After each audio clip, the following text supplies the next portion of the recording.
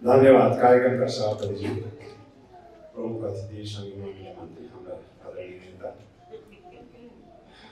राजेन्द्र श्रेष्ठजी, मञ्चमा आसीन सम्पूर्ण अतिथिज्यूहरू, क्रिसमसको मेरो तेस्रो प्रोग्राम हो। हिजो भक्तपुरमा थियो, अहिले भर्खरै पनि हाम्रो पत्रकारहरूको चाहिँ प्रोग्राम एटेन्ड गरेर आएको छु। आज मलाई अचम्म लागेको थियो, महासङ्घले यसपटक प्रोग्राम गरेर के हो अहिलेसम्म निम्तो पनि आएन भनेर चाहिँ एक प्रकारको कौतूहल भइरहेको थियो। एक्कासी एकजना भाइले ल तपाईँलाई अस्तिदेखि चाहिँ निम्तो गर्न खोजेको ढिलो भयो भनेर चाहिँ उहाँले भन्नुभयो। एनिवे महासङ्घको कार्यक्रममा नियमित रूपमा तपाईँहरूको चाहिँ यो भाग लिन पाउने खुसी लागेको छ। आमन्त्रण गर्नुभएकोमा हाम्रा क्रिस्चियन महासङ्घका आदरणीय अध्यक्ष मेरा अनन्य मित्र सिबीजीलाई म अन्तरात्मादेखि धन्यवाद दिन चाहन्छु। सायद धेरै सबैलाई पनि भयो जस्तो मलाई लाग्यो, मान्छे पनि धेरै पात्रो भइसकेको छ। म लामो कुरा गर्न चाहन्छु, मेरो कुराहरू धेरै सुनि पनि राख्नु भएको छ र मेरो क्रिस्चियन महासङ्घलाई विनम्र अनुरोध चाहिँ के हो भन्दाखेरि यो कार्यक्रम चाहिँ अब तपाईँहरूले बन्द कोठाभित्र गर्नुहुन्न, यसलाई चाहिँ पब्लिक कार्यक्रमको रूपमा लानुपर्छ र हुनसक्छ भने मैले भक्तपुरमा हिजो देखेको र्याली के अरे त्यो मास, ललितमा देखेको मास, काठमाडौँमा देखेको मास, चारैतिरबाट क्रिसमसको क्यारोल बजाउँदै र्याली सहित टुडी खेलमा यो कार्यक्रम गर्नु पर्यो। हो भने राज्यले बुझ्नेछ कि नेपालमा क्रिस्चियन कम्युनिटी र क्रिसमस कुनै धर्म सम्बन्धी नभएर यो नेपालको राष्ट्रिय महाचाड हुनुपर्छ र बिराजिनुपर्छ भन्ने।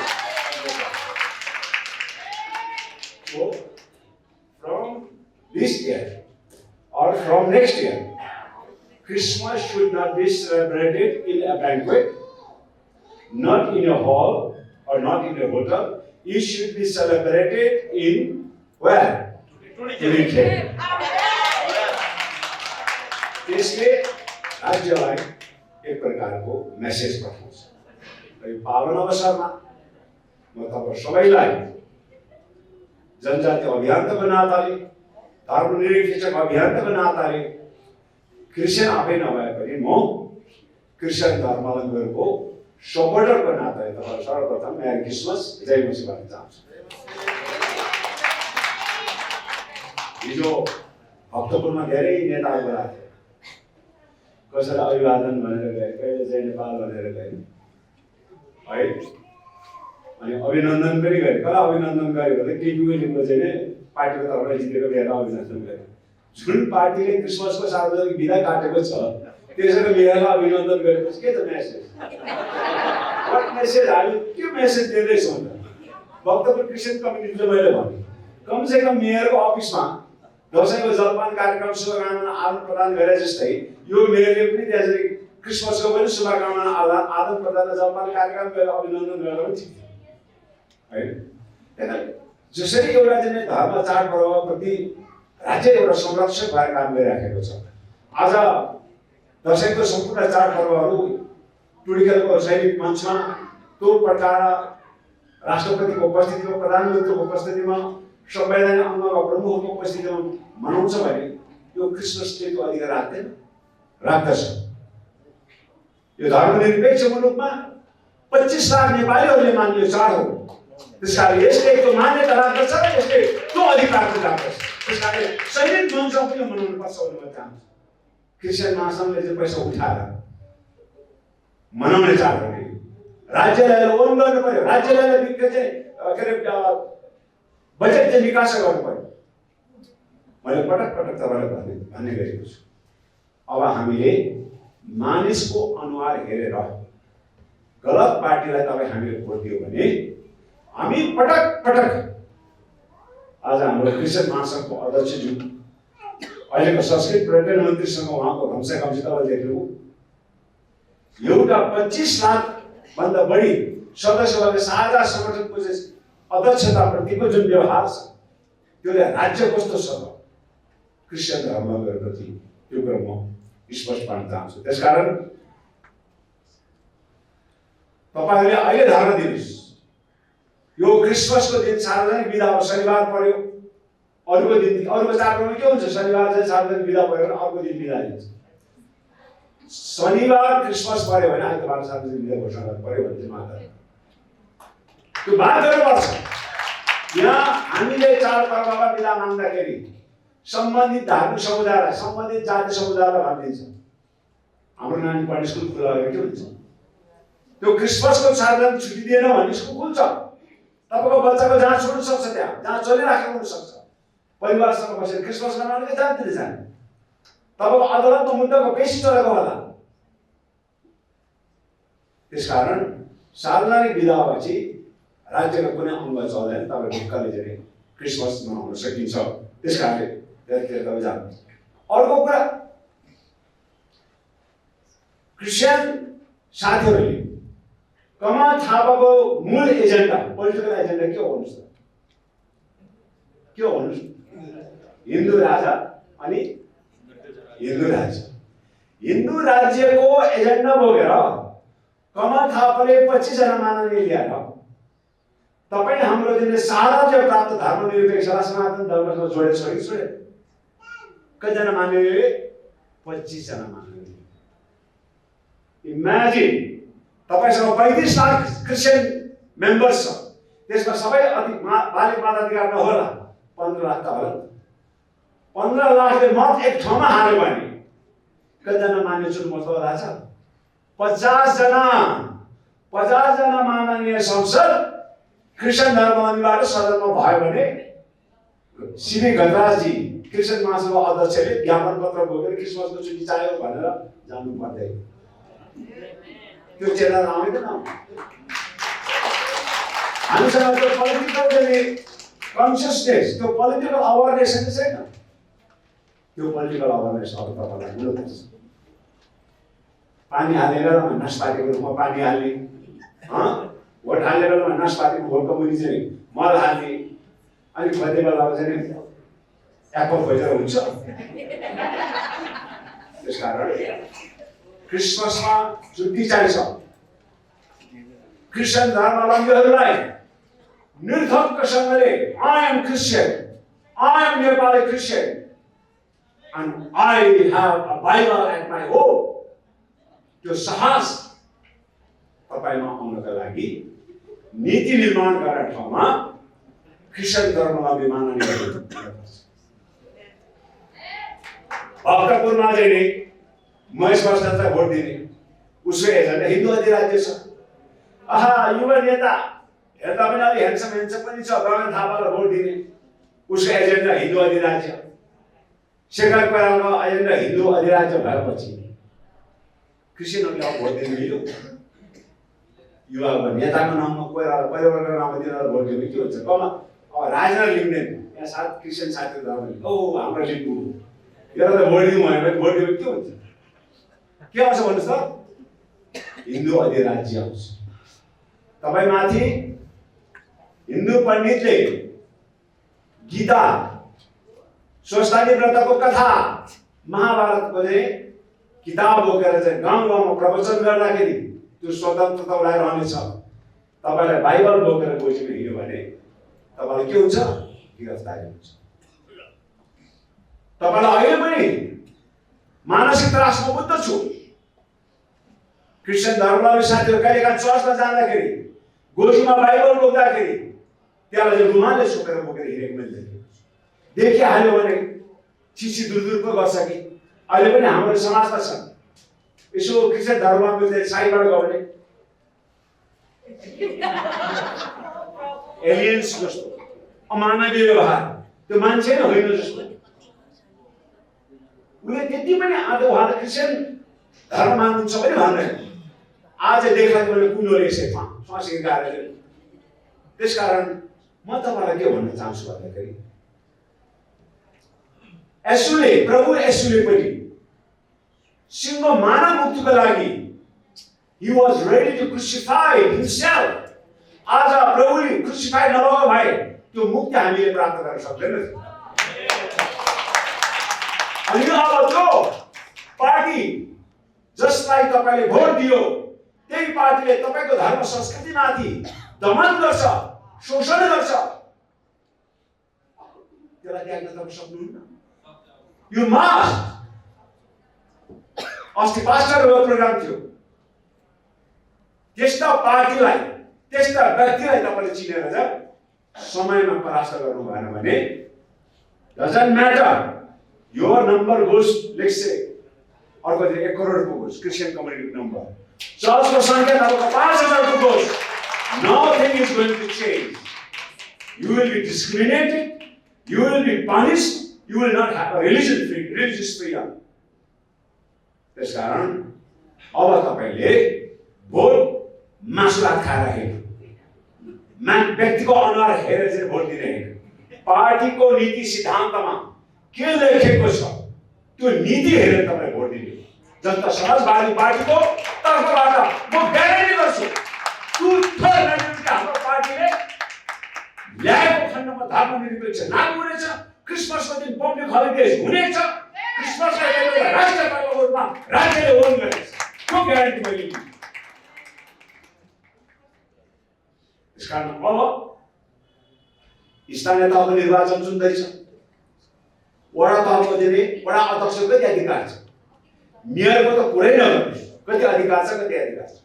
अब प्रत्येक क्रिस्चियन धर्मावलम्बीहरूले मेयरमा, वडामा, प्रदेशको माननीयमा, संघीय माननीयमा उम्मेदवारी दर्ता गर्नु। अहिलेको उम्मेदवारी दर्ता गर्नुहोस्। तपाईहरु जबसम्म राजनीति गर्नुहुन्न नि, your religion will not be liberated in Nepal. It will under the suppression of some powerful religion. त्यसकारण मैले अब क्रिस्चियनको मुद्दाहरु हिजो एउटा मेयरले चाहिँ ठोक्दियो, दोस्रोलाई पनि उडायो, सम्मान पनि गर्यो, उहाँले चाहिँ सबलाई अब त्यो राजा महाराजा उहिले चाहिँ भ्रमणमा जाँदाखेरि जुन गाउँमा यसलाई भव्य सभा गरे नि, अनि उले त्यो घोषणा गरे, ल त्यो तलको खोलामा पुल भयो, त्यहाँ एउटा स्कुल भयो, उ एउटा बाटो भयो, यहाँ पानी परेर हो भनेर घोषणा गर्दै थियो कि योजना कसैले निगालो गर्नु घोषणा गर्ने भयो। योजना भनेको आवश्यकताको आधारमा, नीतिको आधारमा योजना निर्माण गर्नु। त्यसमा पनि सामाजिक सोच कम्युनिस्टको मान्छे भन्दै उहिले अरू त म जान्दैन, यो भक्तपुर क्रिस्चियन कम्युनिटीलाई समाजिस्टको ग्यारेन्टी मैले लिएको भनेर चाहिँ सामाजिक तपाईँको निगाह बस्नु बाह्र ताली गयो। क्रिस्चियन कम्युनिटीले के बिर्स्यो भन्दाखेरि राज्यले यो माटोमा जन्मेको मान्छे यो देशको नागरिक हुन्छ, जन्मने बित्तिकै उले धरती टेक्ने उसको अधिकार हो, मरेपछि धरतीमा बिलिया हुने उसको अधिकार हो। के समाज स्तर कुनै बाउले दिने बिर्ता हो र समाज स्तर त्यो नगरपालिका टाउमा टेकेर व्यवस्था गर्नुपर्छ, कुनै मायाको निगाहमा चाहिँ हुने कुरा नै होइन। त्यहाँ क्रिस्चियनहरूको समाज स्तर हुनुपर्छ, त्यहाँ इसाईहरूको के अरे समाज स्तर हुनु, त्यहाँ बुद्धिस्टहरूको समाज स्तर हुनुपर्छ, त्यहाँ हिन्दूहरूको समाज स्तर हुनुपर्छ। समाज स्तर मानिसको चाहिँ एउटा जन्मपछिको मृत्युको एउटा नैसर्गिक चाहिँ अपरिहार्य एउटा शर्त भयो भने उसको समाजको एउटा अपरिहार्य राज्यले ग्रहण गर्नु परेको कुरा। तर आज क्रिस्चियनहरू आफ्नो समाधि स्थलको लागि झक्का किन्नुपर्ने, चर्चको लागि झक्का किन्नुपर्ने।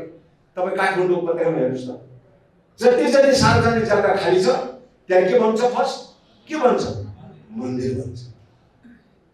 अनि त्यो मन्दिरमा एउटा पण्डित पुजारीले जागिर खाइहाल्छ, वडाको बजेट त्यही जान्छ, क्रियापुत्री त्यही बस्छ। 3 करोड 4 करोड घर बनाउँछ, अनि बाबामा मरे पनि क्रियापुत्री चाहिँ सार्वजनिक जग्गामा गएर बस्छ। त्यो अधिकार उसलाई छैन, क्रिस्चियनलाई छैन, बुद्धिस्टले छैन। त्यसकारण प्लिज मैले पटक पटक तपाईँलाई भन्दै गरेको छु, खेती बिग्रियो भने 1 वर्ष नोक्सान खान नपाउला, पढाइ पछि 1 वर्ष फेल होला, व्यापार बिग्रियो 1 वर्ष नोक्सान पर्ला, राजनीति बिग्रियो भने 500 वर्ष दुःख लाग्छ। तपाईँलाई लाग्दैछ, मान्छेले भन्छ यो क्रिस्चियन भनेको डलरले, युरोपियनको डलरले ल्याएको धर्म भन्ने तपाईँलाई लाग्दैछ। च्यालेन्जिङ इतिहास अध्ययन गर्नुहोस्। पृथ्वीनारायण शाहले यो देशको एकीकरण गर्नुभन्दा अगाडि, पृथ्वीनारायण शाहले गोर्खा राज्य विस्तार गर्नुभन्दा अगाडि यो नेपालको भूमिमा क्रिस्चियन धर्मावलम्बी थियो भने त नेपालको इतिहासकार बाबुराम आचार्यको इतिहासमै छ भनेपछि कसरी हो धेरै धर्म चाहिँ आयोजित धर्म हो। त्यसकारण कसैले त्यस्तो खालको चाहिँ कुरा तपाईँको बिचमा गर्छ भने पृथ्वीनारायण शाहले यो राज्यको एकीकरण गर्नुभन्दा अगाडि यो माटोमा क्रिस्चियन धर्म संख्या अहिलेको भन्दा कम थियो होला, तर धर्म त्यति बेला देखियो। त्यसकारण म भन्न चाहन्छु निर्धक्कसँगले प्लिज आत्मा बलियो छैन भन्यो भने सबै कुरो सखाप हुन्छ। तपाईहरूले 2-3 काम त्याग्नु पर्यो। इन्फ्युरिटी, म क्रिस्चियन भएँ, समुदायले बहिष्कार गर्छ भने चिन्ता त्याग्नुहोस्। मैले बाइबल बोक्दाखेरि मलाई कारवाही हुन्छ कि भन्ने चिन्ता त्याग्नुहोस्। तपाईमाथि क्रिस्चियन भएकोले कसरी दुर्व्यवहार गर्छ कि त्यो जब तपाईँ डर त्यो चाहिँ आफूलाई आत्मग्लानी आत्महीनता बोध तपाईँलाई हटाउनुहुन्छ नि, तपाईँमा शक्ति पैदा हुन्छ। तपाईमा शक्ति पैदा हुनको लागि तपाईले कुनै राज्य परिषद स्रोत साधन प्रहरी सेना अथवा कुनै समाजले क्रिस्चियन भएको नाताले तपाईमाथि दुर्व्यवहार गर्छ भने सिबिजीलाई त तपाईले फोन गर्नु होला। क्रिस्चियनको सपोर्टरको नाताले अङ्काले पनि फोन गर्न नबिर्सनु होला। काठमाडौँ उपत्यकामा 2 घण्टामा म आइपुगेछु। मैले धेरै ठाउँमा भनेको छु। काठमाडौँ उपत्यकाभन्दा बाहिर 24 घण्टामा त्यो राज्य सत्तासँग त्यो व्यक्तिसँग पैठे नलिकन म आउनेछु। यो मेरो प्रण हो। मलाई अभिनन्दन गर्नुभएको छ क्रिस्चियन साथीहरूले। मैले भने यो अभिनन्दन मेरो लागि छिटो हो। क्रिस्चियन कम्युनिटीको लागि बोल्न खोजेको धेरै पनि भएको छ। 4-5 वर्ष त भयो। अझै मलाई 10 वर्ष बोल्नु दिनु पर्थ्यो। क्रिस्चियन कम्युनिटीको लागि सैनिक खुल्ला मञ्चमा चाहिँ त्यो प्रकारले क्रिसमस मनाउने अवस्था आयो भने धेरै अभिनन्दित हुन पाएको मलाई गर्व लाग्छ। त्यसकारण अन्तिममा म के भन्न चाहन्छु भने पोलिटिक्स चार होस् नचार होस्, त्यसले तपाईको जीवन, तपाईको भाषा, तपाईको धर्म, तपाईको संस्कृति, तपाईको आयमाथि एक प्रकारको नियन्त्रण गर्छ। राजनीति गरेन भने के हुँदैछ त? अनवान्टेड एलिमेन्टले तपाईलाई रुल गरेर तपाईँ सुन्नुपर्छ। त्यसकारण तपाईलाई चाहिँ एकदम वान्टेड एलिमेन्ट चाहिँ तपाईमाथि रुल गर्नुहोस् भन्ने तपाईँ चाहनुहुन्छ भने अब चाहिँ तपाईले रेस्टुरेन्टमा बस्दाखेरि ओहो कस्तो ह्यान्डसम चाहिँ साउजी रहेछ अथवा कस्तो राम्ररी चाहिँ साउनी रहेछ भनेर रेस्टुरेन्टमा बसेर भात खाएर बासी भात खाएर के हुन सक्छ? रेस्टुरेन्टमा बस्दा के गर्नु पर्यो? साउजी र साउनीको अनुहार भन्दा पनि तपाईलाई मन पर्ने तपाईलाई मिल्ने खाना त्यहाँ चाहिँ हेर्नु पर्यो। त्यसकारण यही कुरा तपाईको बिचमा राख्न चाहन्छु। Be conscious of politics. Politics decide everything, and politics is the only one organization that rules over your life, religion, language, and everything. त्यसकारण क्रिस्चियन कम्युनिटिजहरुमा एउटा हाम्रो जनजातिमा पनि छ के म त यो राजनीति गर्न अलग वाक्क म त यो राजनीति भनेपछि वाक्क त्यही राजनीति शब्द गर्छ। त्यही राजनीति हेर्ने हिजो काठमाडौँमा दङ रेलको भन्दा कालो धुवा चाहिँ हावामा खुवाउने राजनीति होइन। हामीलाई त्यहाँको धुवा भएकै राजनीति होइन। अहिले छ त छैन।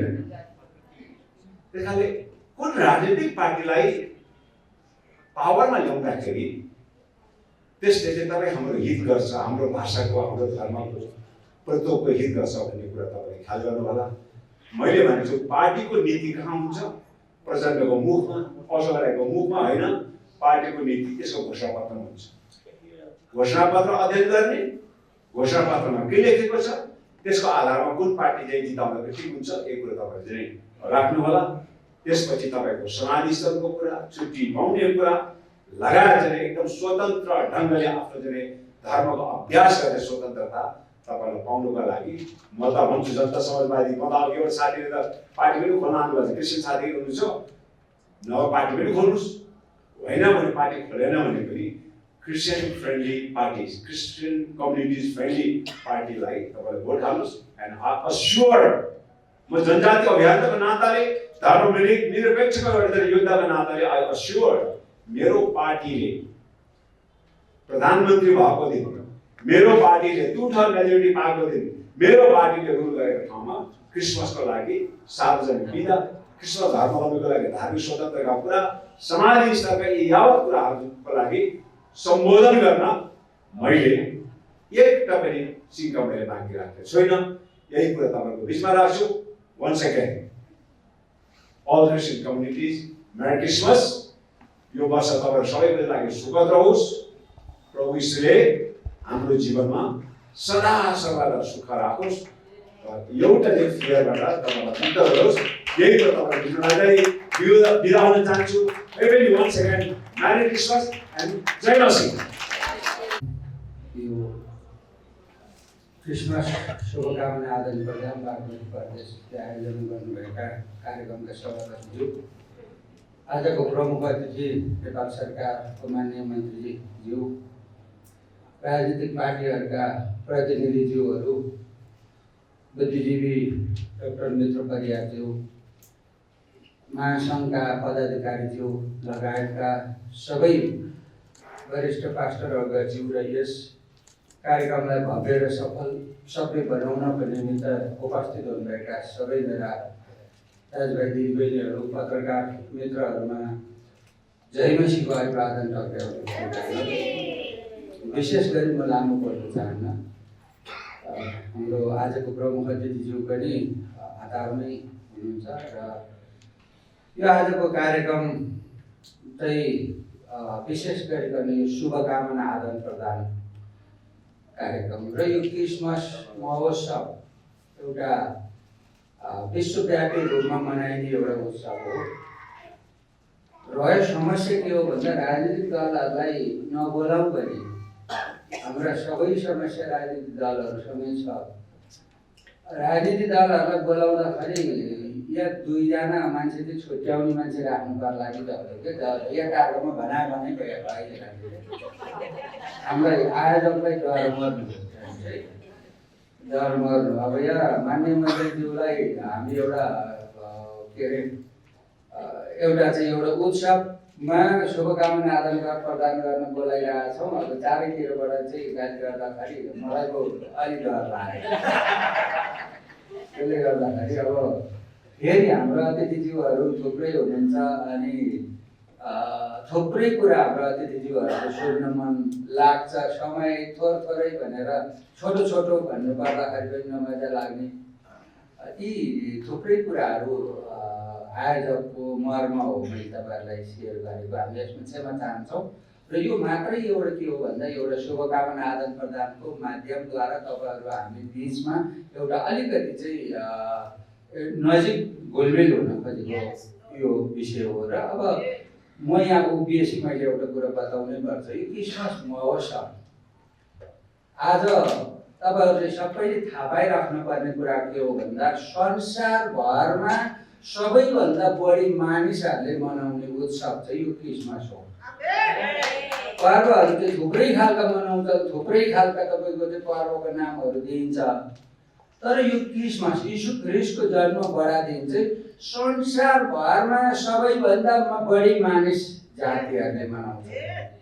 र यहाँ अघि नै हामीले वचनबाट पनि सुनिसक्यौँ यो क्रिसमस यीशु ख्रीष्टको जन्म बढादिन चाहिँ के हो भन्नुहुन्छ भन्दाखेरि यीशु ख्रीष्ट चाहिँ सारा मानिस जातिका मुक्तिका निम्ति जन्मिनु भयो। या कुनै पनि यो जाति यो समूह त्यो समूह भन्ने नै छैन। यहाँ चाहिँ सारा मानिस जातिका मुक्तिका निम्ति प्रभु येशू जन्मिनु भयो। एउटा मुक्तिको निम्ति जन्मिनु भयो र एउटा मुक्ति दिवसको रूपमा मनाइन्छ। दोस्रो चाहिँ परमेश्वरले मानिसलाई प्रेम गरेर चाहिँ प्रेमको निम्ति जन्मिनु भयो अनि यो चाहिँ प्रेम दिवसको रूपमा मनाइन्छ। आज किन उपहार साट्ने लिने दिने हामी वास्ता गर्ने खदा लगाइदिने किन गर्छौँ भन्दा परमेश्वरको प्रेमलाई हामीले प्रकट गरेका हौँ। तेस्रो कुरा के हो भन्दा परमेश्वर चाहिँ शान्तिदाता परमेश्वर हो। शान्तिका प्रतीक परमेश्वर हुनुहुन्छ र यो शान्ति दिवसको रूपमा मनाइन्छ। हेर्नुहोस् है, अनि सारा संसारलाई प्रेम चाहिएको छ, शान्ति चाहिएको छ र यीशु ख्रीष्टलाई धेरै मान्छेले नचिन्दा नजान्दै पनि क्रिसमस किन मनाउँछन् भन्दा चाहिँ यो एउटा सबै मानिसको लागि चाहिँ यो मनाइने उत्सव हो र यो सारा संसारमा जस्तो अरू विकसित देशहरूमा त महिनौँ दिन छुट्टी गरेर मनाइन्छ। नेपालमा चाहिँ तपाईँ के छ भन्नुहुन्छ भन्दा नेपालमा चाहिँ 2062 सालमा देखि क्रिसमसको छुट्टी दिन सुरु गरियो। त्यसपछि फेरि 73-72 सालमा खोसियो अनि फेरि 73 सालमा 1 वर्षको लागि दियो। त्यसपछि फेरि एक पटकको लागि भनेर दियो, त्यसपछि फेरि कटौती गरियो र यो वर्ष हामीले तत्कालीन प्रधानमन्त्री सम्माननीय शेरबहादुर देउवाजीलाई भेट्यौँ, लगायतका हामीले लगभग 7-8 जना मन्त्रीज्यूहरूलाई भेट्यौँ। उहाँहरू सबैजना सकारात्मक हुनुहुन्छ र हिजो अस्ति मात्र पनि माननीय गृहमन्त्रीज्यूलाई भेट्यौँ। उहाँले टोक लगाइदिनु भएको छ, यो सार्वजनिक विधा सदाको लागि गरिदिने भनेर चाहिँ उत्तिकै टोक लगाएर उहाँले पठाइदिनु भएको छ। माननीय मन्त्रीज्यूलाई उहाँ एउटा परिवर्तनको लागि लडेको मन्त्री हुनुहुन्छ र उहाँको विषय मलाई धेरै थाहा छ। तर पनि आज चाहिँ हामीले यसै भनिदिनुहोस् भन्न मिल्दैन। मलाई आशा छ उहाँले पनि यो बिदा दिनको लागि अवश्य पनि पहल गर्नुहुन्छ होला, अवश्य पनि पहल गर्नुहुन्छ होला। यो सार्वजनिक बिदा नेपाली कृषि समुदायले पाउँदै आएको 10औं वर्षसम्म खाइदै आएको बिदालाई खोज्न पाइँदैन, खबरदार। अनि कृषकहरूको चाहिँ यो माग छ है भनेर मन्त्रीज्यूले चाहिँ मलाई लाग्छ अवश्य पनि भन्नुहुन्छ। हामीले शुभकामना आदान प्रदानको माध्यमद्वारा मन्त्रीज्यूलाई नेपाल सरकारमा कुरो पुगोस् भन्ने हामी चाहन्छौँ। हाम्रो थुप्रै कुराहरू छन्, हाम्रा एजेन्डाहरू, मर्काहरू, पिरहरू, हाम्रो स्वाभिमान नेपाली कृषक समुदायको, हाम्रो अभियान नेपाली कृषक समुदायको स्वाभिमान र पहिचान। राष्ट्रिय कृषक महासङ्घले विश्वव्यापी रूपमा हामी स्वाभिमानको निम्ति लडिरहेका छौँ, लागिरहेका छौँ, हाम्रो पहिचानका निम्ति हामी लागिरहेका छौँ। यीशु ख्रिस्ट चाहिँ नेपाल सरकारले बिदा दिए पनि नदिए पनि मुक्तिदाता, शान्तिदाता, प्रेमका प्रतीक हुनुहुन्छ।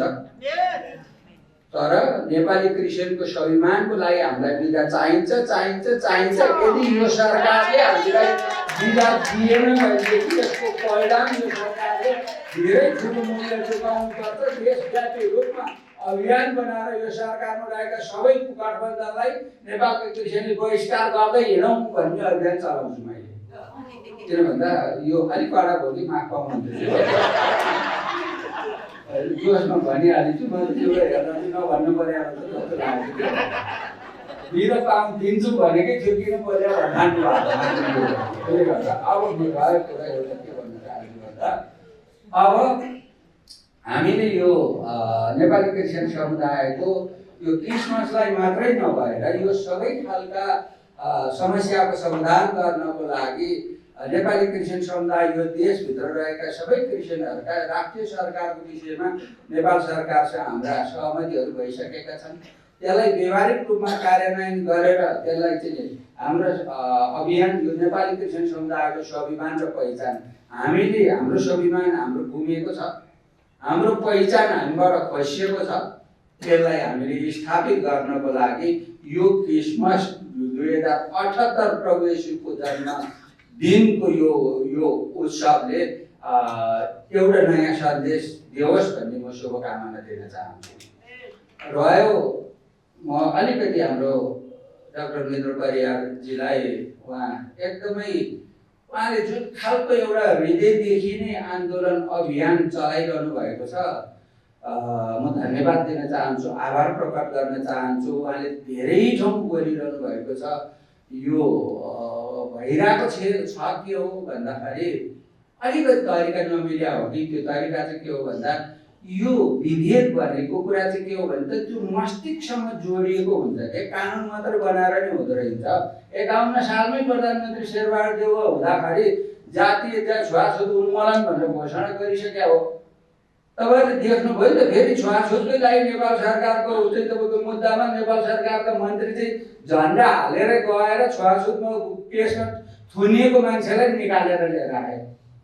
हेर्नुहोस् है त, यो तपाईँको चाहिँ म आज तपाईँलाई के भन्न चाहन्छु भन्दा मैले मुक्ति के अरे डाक्टर महेन्द्र परियारजीलाई यो कार्यक्रमबाट चाहिँ यो अब तपाईँको चाहिँ यो मस्तिष्कबाट नै हटाउनको लागि चाहिँ यसलाई जब तपाईँ चाहिँ एउटा मुक्तिको कुरा गर्नुहुन्छ, स्वाभिमानको कुरा गर्नुहुन्छ र जब यो जातपात अन्तको कुरा गर्नुहुन्छ भने चाहिँ यो यीशु ख्रीष्टमा मात्रै सम्भव छ। यो कुनै ऐन कानुन नियममा सम्भव छैन।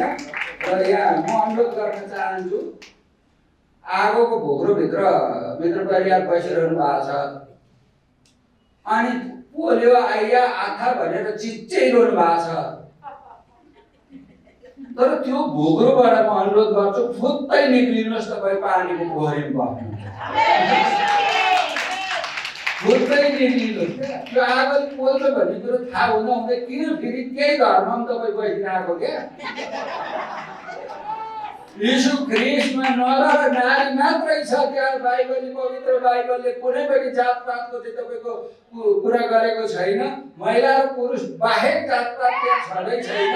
र कसैले तपाईँको स्वाद लिएर हामी सबै मान्छेहरू हौँ, यीशु ख्रीष्टका छोराछोरी हौँ।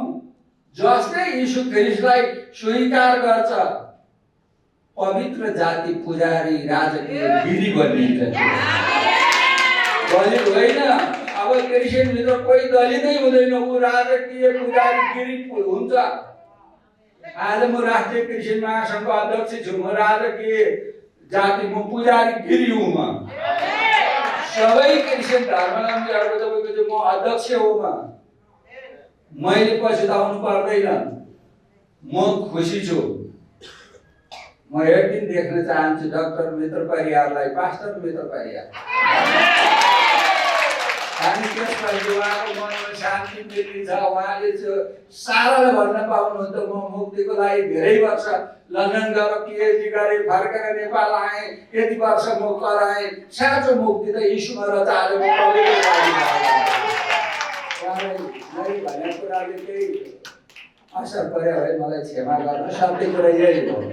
तर मलाई धेरै आदर गर्छु, धेरै आदर गर्छु, धेरै उहाँलाई सम्मान गर्छु। उहाँ जुन एउटा विभेदको उसमा लडिरहनु भएको छ, हाम्रो तपाईँलाई निरन्तर प्रार्थना छ, प्रार्थना छ। अगाडि बढ्नु, साथ सहयोग छ। आज हामी चाहन्छौँ डाक्टर मित्र परियार चाहिँ तपाईँको चाहिँ भोलि त्यो नीति निर्माण गर्ने ठाउँमा, छुवाछुत अन्त्य गराउने ठाउँमा तपाईँ पुगेको देख्न चाहन्छ। हाम्रो साथ रहेको छ तपाईँले। अन्तमा म सम्पूर्ण मेरा दाजुभाइ यो कार्यक्रमको सफलताको शुभकामना र स्वदेश तथा विदेशमा रहनुभएका सबै नेपाली दाजुभाइ दिदीबहिनीहरूलाई सुख, शान्ति, समृद्धि, सुस्वास्थ्य, सबै खालका विभेदका अन्तको महसुस हुन सकोस्, शान्तिको महसुस हुन सकोस्, प्रेमको महसुस हुन सकोस् र तपाईँलाई परमेश्वरले प्रशस्त आशिष दिनुभएको होस्। म बधाई, शुभकामना दिन चाहन्छु। धन्यवाद। राष्ट्रिय क्रिस्चियन महासङ्घ बागमती प्रदेशले 2078 सालको क्रिसमस शुभकामना आदान प्रदान कार्यक्रममा जति आज पाल्नु भएको छ, यहाँहरू सबैलाई सञ्चालक क्यामेरा साथबाट हार्दिक स्वागत गर्छु र सबैलाई जय मसी अनि नमस्ते।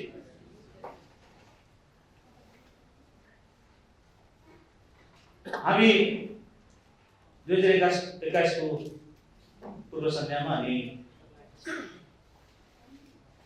यो क्रिसमसको पूर्व सन्ध्यामा आज विशेष बागमती प्रदेशले यो कार्यक्रम आयोजना गरेको छ। तपाईहरु जहाँ जहाँ आउनु भएको छ, हामी बागमती प्रदेश हृदयबाट स्वागत गर्दछ। सर्वप्रथम कार्यक्रम सुरुवात गर्नुभन्दा अगाडि हामी यस कार्यक्रमलाई परमेश्वरको हातमा समर्पण गरेर कार्यक्रमलाई अगाडि बढाउन चाहन्छु र सुरुवात प्रार्थना गर्नको निम्ति म हाम्रो राष्ट्रिय क्रिस्चियन महासङ्घका केन्द्रीय उपाध्यक्ष तथा महिला विभाग प्रमुख डुमा राईलाई म प्रार्थनालाई अनुरोध गर्छु। उहाँले अगाडि आएर प्रार्थना गर्ने हुनेछ। आउनुहोस् हामी प्रार्थना गरौँ। परमेश्वर पिता प्रभु यीशु मसीहको नाममा हामीहरू जस्तो छौँ त्यस्तै आउँदछौँ। तपाईँले हामीलाई यो दिन दिनुभयो, तपाईँको सुरक्षा तपाईँले हामीमाथि राख्नुभयो। प्रभु हामी तपाईँलाई धन्यवाद सुनाउँदछौँ। र परमेश्वर पिता, आज बागमती प्रदेश 3 नम्बरले जुन क्रिसमसको शुभकामना आदान प्रदानको सेउकाई राखेको छ, परमेश्वर पिता यस सेउकालाई, यस कार्यक्रमलाई हामी तपाईँ प्रभु परमेश्वरको हातमा सुपुर्द गर्दछौँ। जे काम विवाद गर्दछौँ प्रभु यीशु मसीहको नाउँमा गर धन्यवाद देऊ भन्नुभएको छ। त्यसकारणले परमेश्वर पिता, हामी जे पनि गर्छौँ प्रभु हामी तपाईँलाई आदर अनि भक्ति चढाउँदछौँ। प्रभुको नाउँमा जब हामीले गर्दछौँ हामीले आशिष पाउँदछौँ। त्यसकारण हामी विश्वास गर्छौँ तपाईँमा। र आजको यस सेउकाई, आजको यस सभा, आजको यस कार्यक्रमको निम्ति हामी तपाईँलाई धन्यवाद दिँदै सुरुदेखि अन्तिमसम्मको कार्यक्रम सबै परमेश्वर पिता हामी तपाईँको हातमा जिम्मा लाउँछौँ। पवित्र आत्मा तपाईँले हामीलाई सहायता गर्नुहोस्। जति यस कार्यक्रममा परमेश्वर पिता परमेश्वर अतिथिहरू आउनुपर्छ अनि प्रभु उहाँलाई टाइमिङमा आउनको लागि परमेश्वर सहायता गर्नुहोस्। बाटोमा धेरै जाम छ, जामलाई प्रभु तपाईँ क्लियर गरिदिनुहोस्। सबैजना टाइमिङमा आएको कारणले गर्दा हामीले गरेको कार्यक्रम चाहिँ परमेश्वर सफल हुन सकेको होस् भनिकन हामी प्रार्थना गर्दछौँ। धन्यवाद सुनाउँदै यस कार्यक्रमलाई सम्पूर्ण प्रकारले तपाईँ प्रभु यीशु मसीहको हातमा, पवित्र आत्मा तपाईँमा जिम्मा लाउँदै धन्यवाद सहितको प्रार्थना प्रभु यीशु ख्रीष्टको नाउँमा चढाउँछु। बाबु सुनिकन ग्रहण गर्नुहोस्। आमेन।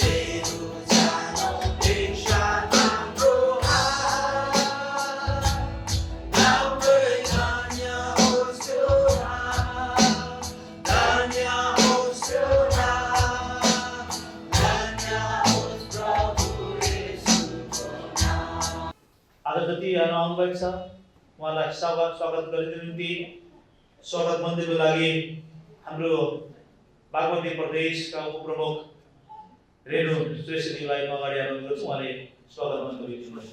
विशिष्ट अतिथिज्यूहरू र उपका सचिवहरू, मण्डलीका सचिवहरू, पत्रकारहरूलाई म स्वागत गर्न चाहन्छु। हाम्रो बागमती प्रदेशबाट आयोजना गरेको यस शुभकामना, क्रिसमसको शुभकामना आदान प्रदान कार्यक्रममा यहाँको आफ्नो व्यस्तताको कारण पनि बावजुद पनि यस ठाउँमा आइदिनु भएको छ। शुभकामना पनि व्यक्त गर्दछु म क्रिसमसको।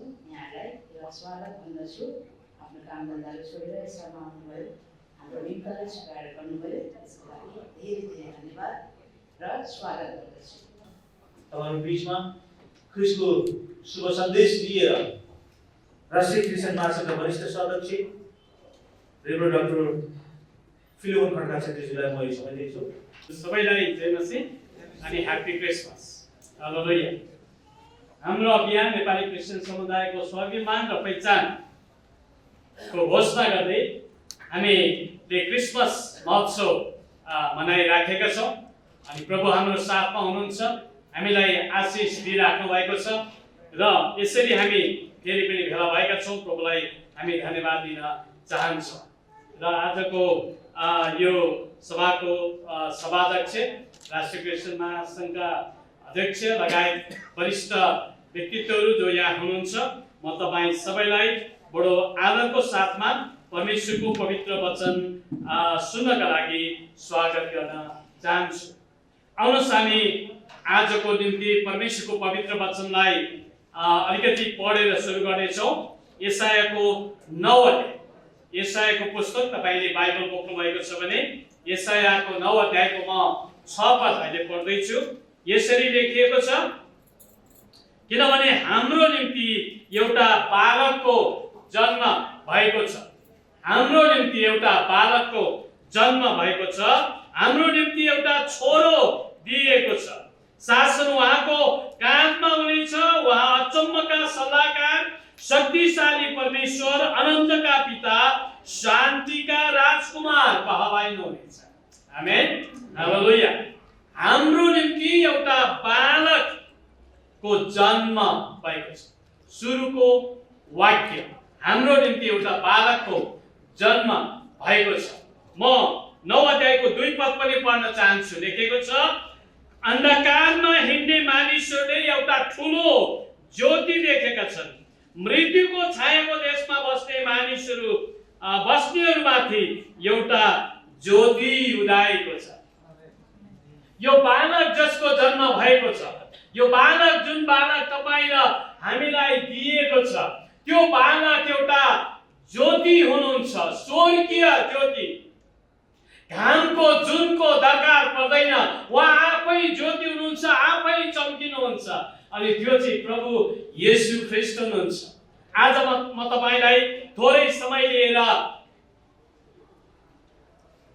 अलौकिक बालकको जन्म भन्ने विषयमा कुराकानी गर्न चाहन्छु। अलौकिक बालक, लौकिक होइन, यो मानिसको ज्ञानले बुद्धिले बुझ्ने कुरो होइन, सुपर नेचुरल। साइन्टिस्टहरूले पनि यो कुरो बुझ्दैनन्, कुनै मानिसले नबुझ्न सक्छ। तर प्रभु येशू ख्रीष्ट जसको जन्मदिन हामी मनाउँदैछौँ, उहाँ चाहिँ अलौकिक बालक हुनुहुन्छ, जसको विषयमा आज हामी कुरा गर्न लागेका छौँ।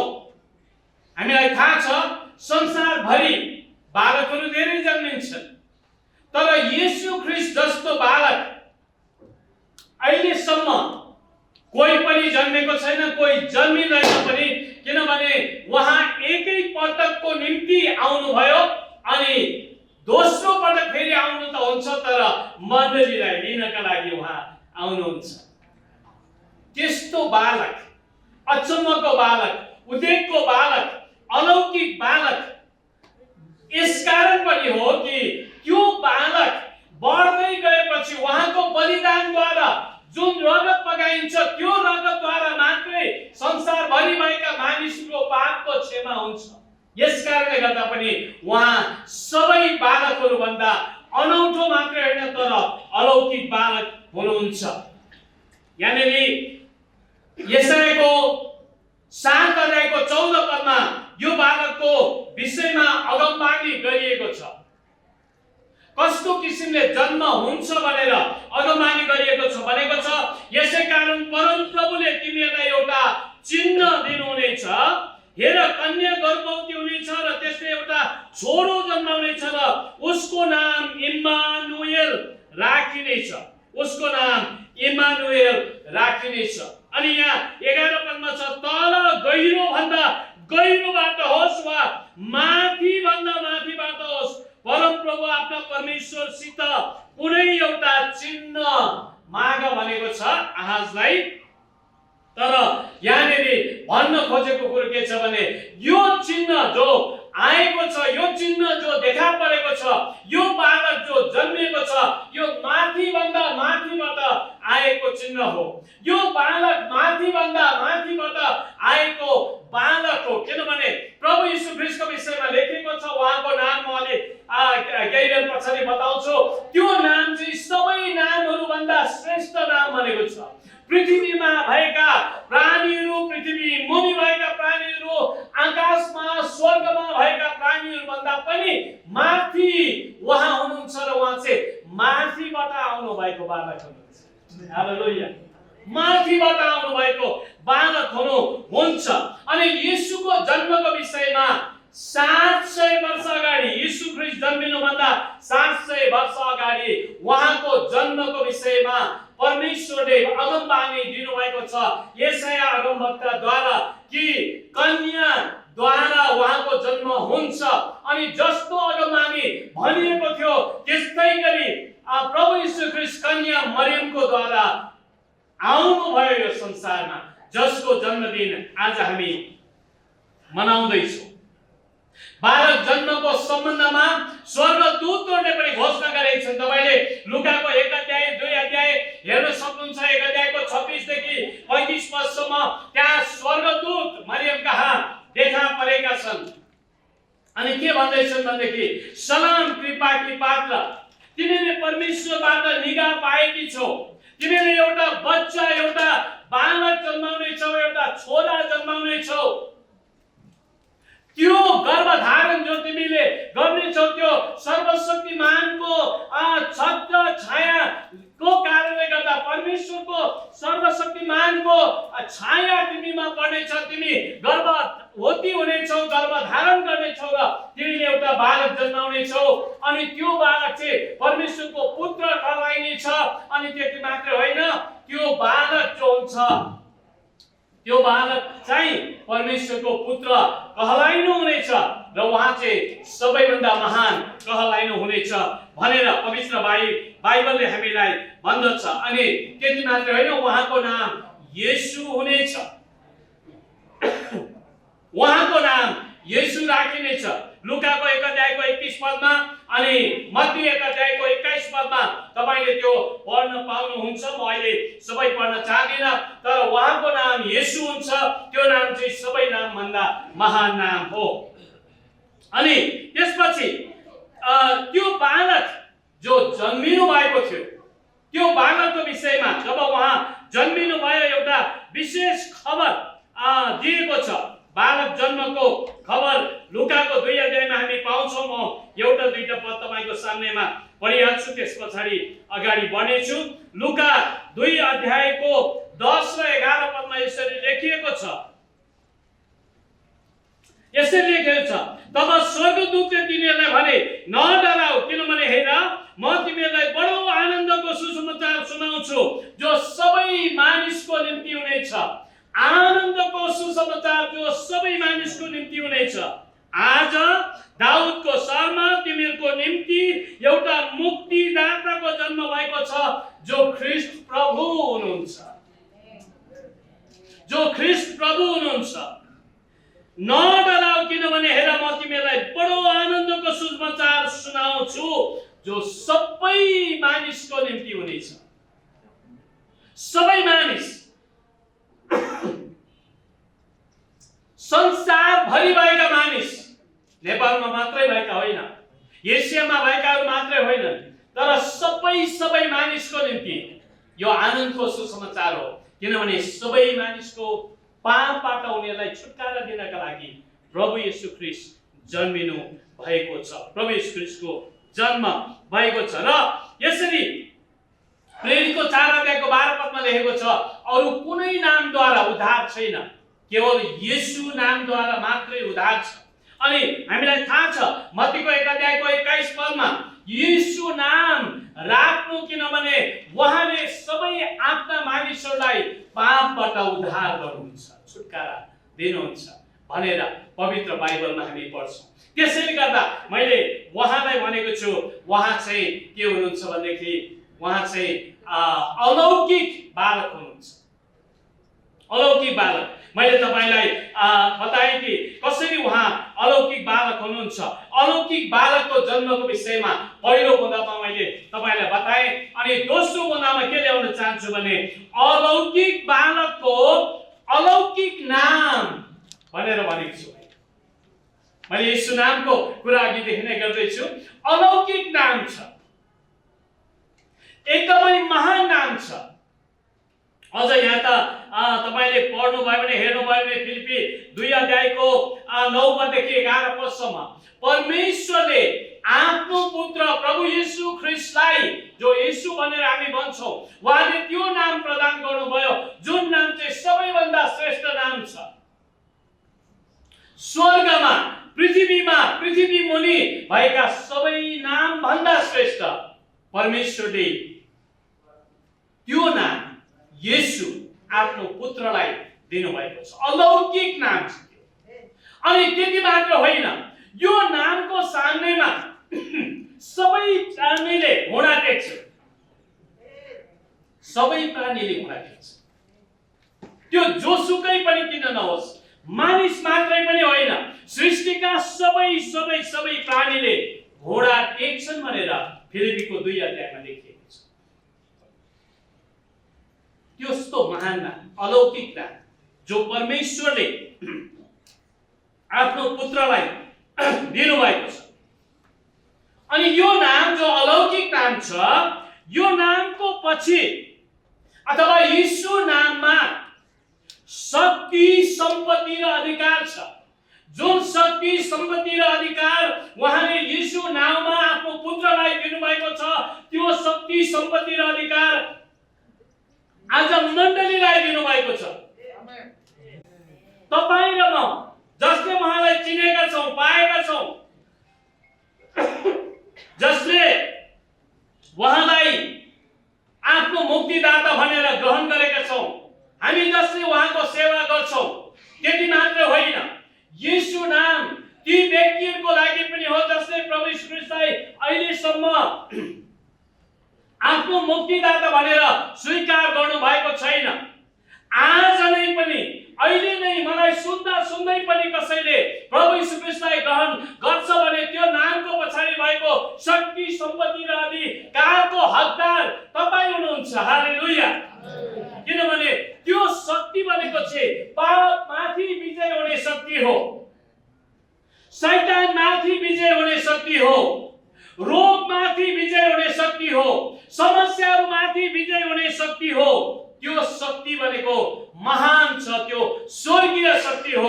मलाई लाग्छ यो शक्ति पनि अलौकिक शक्ति हो, जुन शक्तिको कुरा आज हामी गर्दैछौँ। अलौकिक सम्पत्ति, अधिकार, यो सबै अधिकार पनि, किनभने प्रभु यीशुले भन्नुभयो, मैले तिमीहरूलाई साँपहरू र वृक्षहरूलाई कुल्चिने र शत्रुका सारा शक्तिमाथि अधिकार दिएको छु। अलौकिक नाम छ, जुन नाम चाहिँ मानिसले होइन तर परमेश्वरले नै उहाँलाई दिएर पठाउनु भएको छ। त्यो नामको अर्थ हो उद्धारकर्ता। सारा संसारका मानिसलाई उनीहरूको पापबाट उद्धार गर्नका लागि परमेश्वरले आफ्नो पुत्र प्रभु यीशु ख्रीष्टलाई पठाउनु भयो। वास्तवमा प्रभु यीशु ख्रीष्ट आफै नै परमेश्वर हुनुहुन्छ, जो मानिसको रूप लिएर आउनुभयो। पवित्र बाइबलमा लेखिएको छ, उहाँ परमेश्वरका थोमा हुनुहुन्छ र मानिसको पापको निम्ति बलिदान हुनका लागि उहाँ आउनु भएको हो। अनि उहाँ आएर थोमा भएर आइकन बलिदान भएर आफ्नो रगत बगाउनु भइकन यो संसारबाट जानु भएको छ। तर उहाँको अन्त भएको छैन, किनभने उहाँ अनन्तको परमेश्वर हुनुहुन्छ। अनि आज तपाईं र म जसले प्रभु यीशुलाई ग्रहण गरेका छौं, यीशुको रगतको कारणले गर्दा पाप धोइएका, पवित्र पारिएका मानिसहरू छौं। हामीलाई लिनका लागि उहाँ आउनुहुन्छ। र मैले अहिले भर्खर पनि भन्दै थिएँ, तपाईं जसले आजसम्म प्रभु यीशु ख्रीष्टलाई ग्रहण गर्नु भएको छैन, आफ्नो व्यक्तिगत उद्धारकर्ता र मुक्तिदाता भनेर अहिले नै पनि तपाईले ग्रहण गर्नुभयो भने तपाईको पापहरू धोइन्छ र तपाईको नाम स्वर्गमा लेखिनेछ र तपाईँ र म हामी सबै मिलेर स्वर्गको राज्यको हकदार हुनेछौँ। आमेन। त्यो अलौकिक नामको कुरा म गर्दैछु, जुन नाममा चाहिँ शक्ति छ, सम्पत्ति छ र अधिकार छ। पापमाथि शक्ति र अधिकार छ, शैतानमाथि शक्ति र अधिकार छ, रोग बिमारमाथि शक्ति र अधिकार छ। कुनै पनि समस्यामाथि यो शक्ति र अधिकार राख्नुहुन्छ येशू नामले। किनभने फिलिपीको 2 अध्यायमा अघि नै मैले भने, म त्यसलाई एकपल्ट अलिकति पढ्न चाहन्छु। लेखिएको छ फिलिपी 2 अध्यायमा कि उहाँको नाम सर्वश्रेष्ठ नाम छ। अनि त्यो नाम चाहिँ कस्तो छ हेर्नुहोस् त, यहाँ यसरी लेखिएको छ, तर आफैलाई रित्याइकन, यो चाहिँ प्रभु यीशुको विषय भनेको, आफैलाई रित्याइकन कमलाको रूप धारण गरेर तथा मानिस भएर जन्मनु भयो। स्वरूपमा मानिस जस्तै भएर आफैलाई होच्याउनु भयो। मृत्यु समय, क्रुसको मृत्यु समय आज्ञाकारी रहनु भयो। यसै कारण परमेश्वरले उहाँलाई अति उच्च पार्नु भयो। उहाँलाई त्यो नाउँ प्रदान गर्नुभयो जो हरेक नाउँ भन्दा उच्च छ। 10 पद, कि स्वर्गमा, पृथ्वीमाथि र पृथ्वी मुनि भएका हरेक प्राणीले घुँडा टेक्नुपर्छ। हरेक जिब्रोले परमेश्वर पिताको महिमाको निम्ति येशू ख्रीष्टलाई प्रभु हो भनी स्वीकार गर्नुपर्छ। हालेलुया। यसै कारण मैले भने येशू नाम चाहिँ अलौकिक नाम हो, यो स्वर्गीय नाम हो, यो मानिसबाट आएको होइन, तर परमेश्वरले दिनुभएको नाम हो, परमेश्वरको आफ्नै नाम हो, जुन नामको अर्थ चाहिँ उद्धारकर्ता हो र संसारभरि भएका मानिसहरूको पापबाट छुटकारा दिएर उनीहरूलाई पापबाट उद्धार गर्नका लागि परमेश्वरका पुत्र प्रभु येशू ख्रीष्ट जन्मिनु भयो। वास्तवमा चाहिँ प्रभु येशू ख्रीष्ट परमेश्वर नै हुनुहुन्छ, तर उहाँ मानिस भएर जन्मिनु भयो, किनभने हामी मानिसहरूको उद्धार उहाँले गर्न आवश्यक थियो भनेको उहाँ मानिसको उद्धार गर्न आउनु भएको कारणले गर्दाखेरि उहाँ मानिस भएर जन्मिनु भएको छ। यसरी अलौकिक बालकको जन्मको विषयमा मैले तपाईलाई भने, जसको विषयमा उहाँ जन्मिनुभन्दा 700 वर्ष अगाडि अगमबानी भएको थियो। उहाँ जन्मिनु भयो, खुसीको खबर लिएर आउनु भयो, उद्धारको सन्देश लिएर, अनि उहाँलाई त्यो नाम प्रदान गरियो जुन नाम येशू हो र जुन नामको विषयमा मैले भनेको छु यो नाम चाहिँ अलौकिक नाम हो। हालेलुया। अब थोरै समय लिएर म तपाईलाई यो अलौकिक बालक जो परमेश्वरले हामीलाई दिनुभएको छ अथवा परमेश्वर आफै बालक भएर जन्मिनु भएको छ, उहाँले हाम्रो लागि के गर्नुभयो त म तपाईलाई बताउन चाहन्छु। उहाँले के गर्नुभयो भने हामीले यशायाको 6 अध्यायको 9 पदमा अघि मैले पढेको थिएँ, त्यहाँनेरि के लेखेको छ भनेदेखि एउटा बालकको जन्म भएको छ र एउटा पुत्र दिइएको छ। एउटा पुत्र दिइएको छ। त्यो के को लागि दिएको लेखेको छ पवित्र बाइबलमा। प्रभु येशूले भन्नुभयो, उहाँले भन्नुभयो परमेश्वरले संसारलाई यस्तो प्रेम गर्नुभयो, उहाँले आफ्नो एकमात्र पुत्रलाई दिनुभयो, जस कसैले उहाँमाथि विश्वास गर्छ त्यो नाश नहोस् तर त्यसले अनन्त जीवन पाओस्। अनि त्यो अनन्त जीवन कसरी पाउने त? त्यो अनन्त जीवन पाउनका लागि चाहिँ प्रभु येशू ख्रीष्टले हाम्रो निम्ति बलिदान हुनुभयो, क्रुसमा चढ्नु भयो, रगत बगाउनु भएको, उहाँको शिरमा काँडाको मुकुट लगाइयो, उहाँको हातहरुमा किलाले ठोकिएको, उहाँको कोठामा भालाले घोचेको थियो, उहाँको शरीरबाट सबै रगत बगेको छ।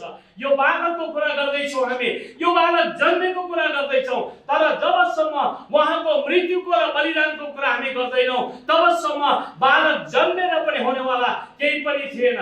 किनभने यदि बालक जन्मेर अरू जस्तै त्यतिकै बिलाएर हराएर स्वर्गमा उठेर पृथ्वीबाट गएको भएदेखि तपाईँ र मैले कुनै पनि लाभ पाउन सक्ने थिएनौँ, हामी पापबाट छुटकारा पाउन सक्ने थिएनौँ। तर त्यो बालक जन्मिनु मात्रै भएन, आफ्नो जवानी अवस्थामा आफ्नो प्राण क्रुसमा दिनुभयो, रगत बगाउनु भयो अनि मारिनु भयो, उहाँ गाडिनु भयो। गाडिसकेपछि तेस्रो दिनमा मरेर गाडेको तेस्रो दिनमा उहाँ जीवित भएर उठ्नुभयो अनि त्यो जिउँदो, हालेलुया, त्यो जिउँदो येशूलाई आज हामीले पाएका छौँ। त्यो जिउँदो येशूलाई आज हामीले बुझ्दैछौँ।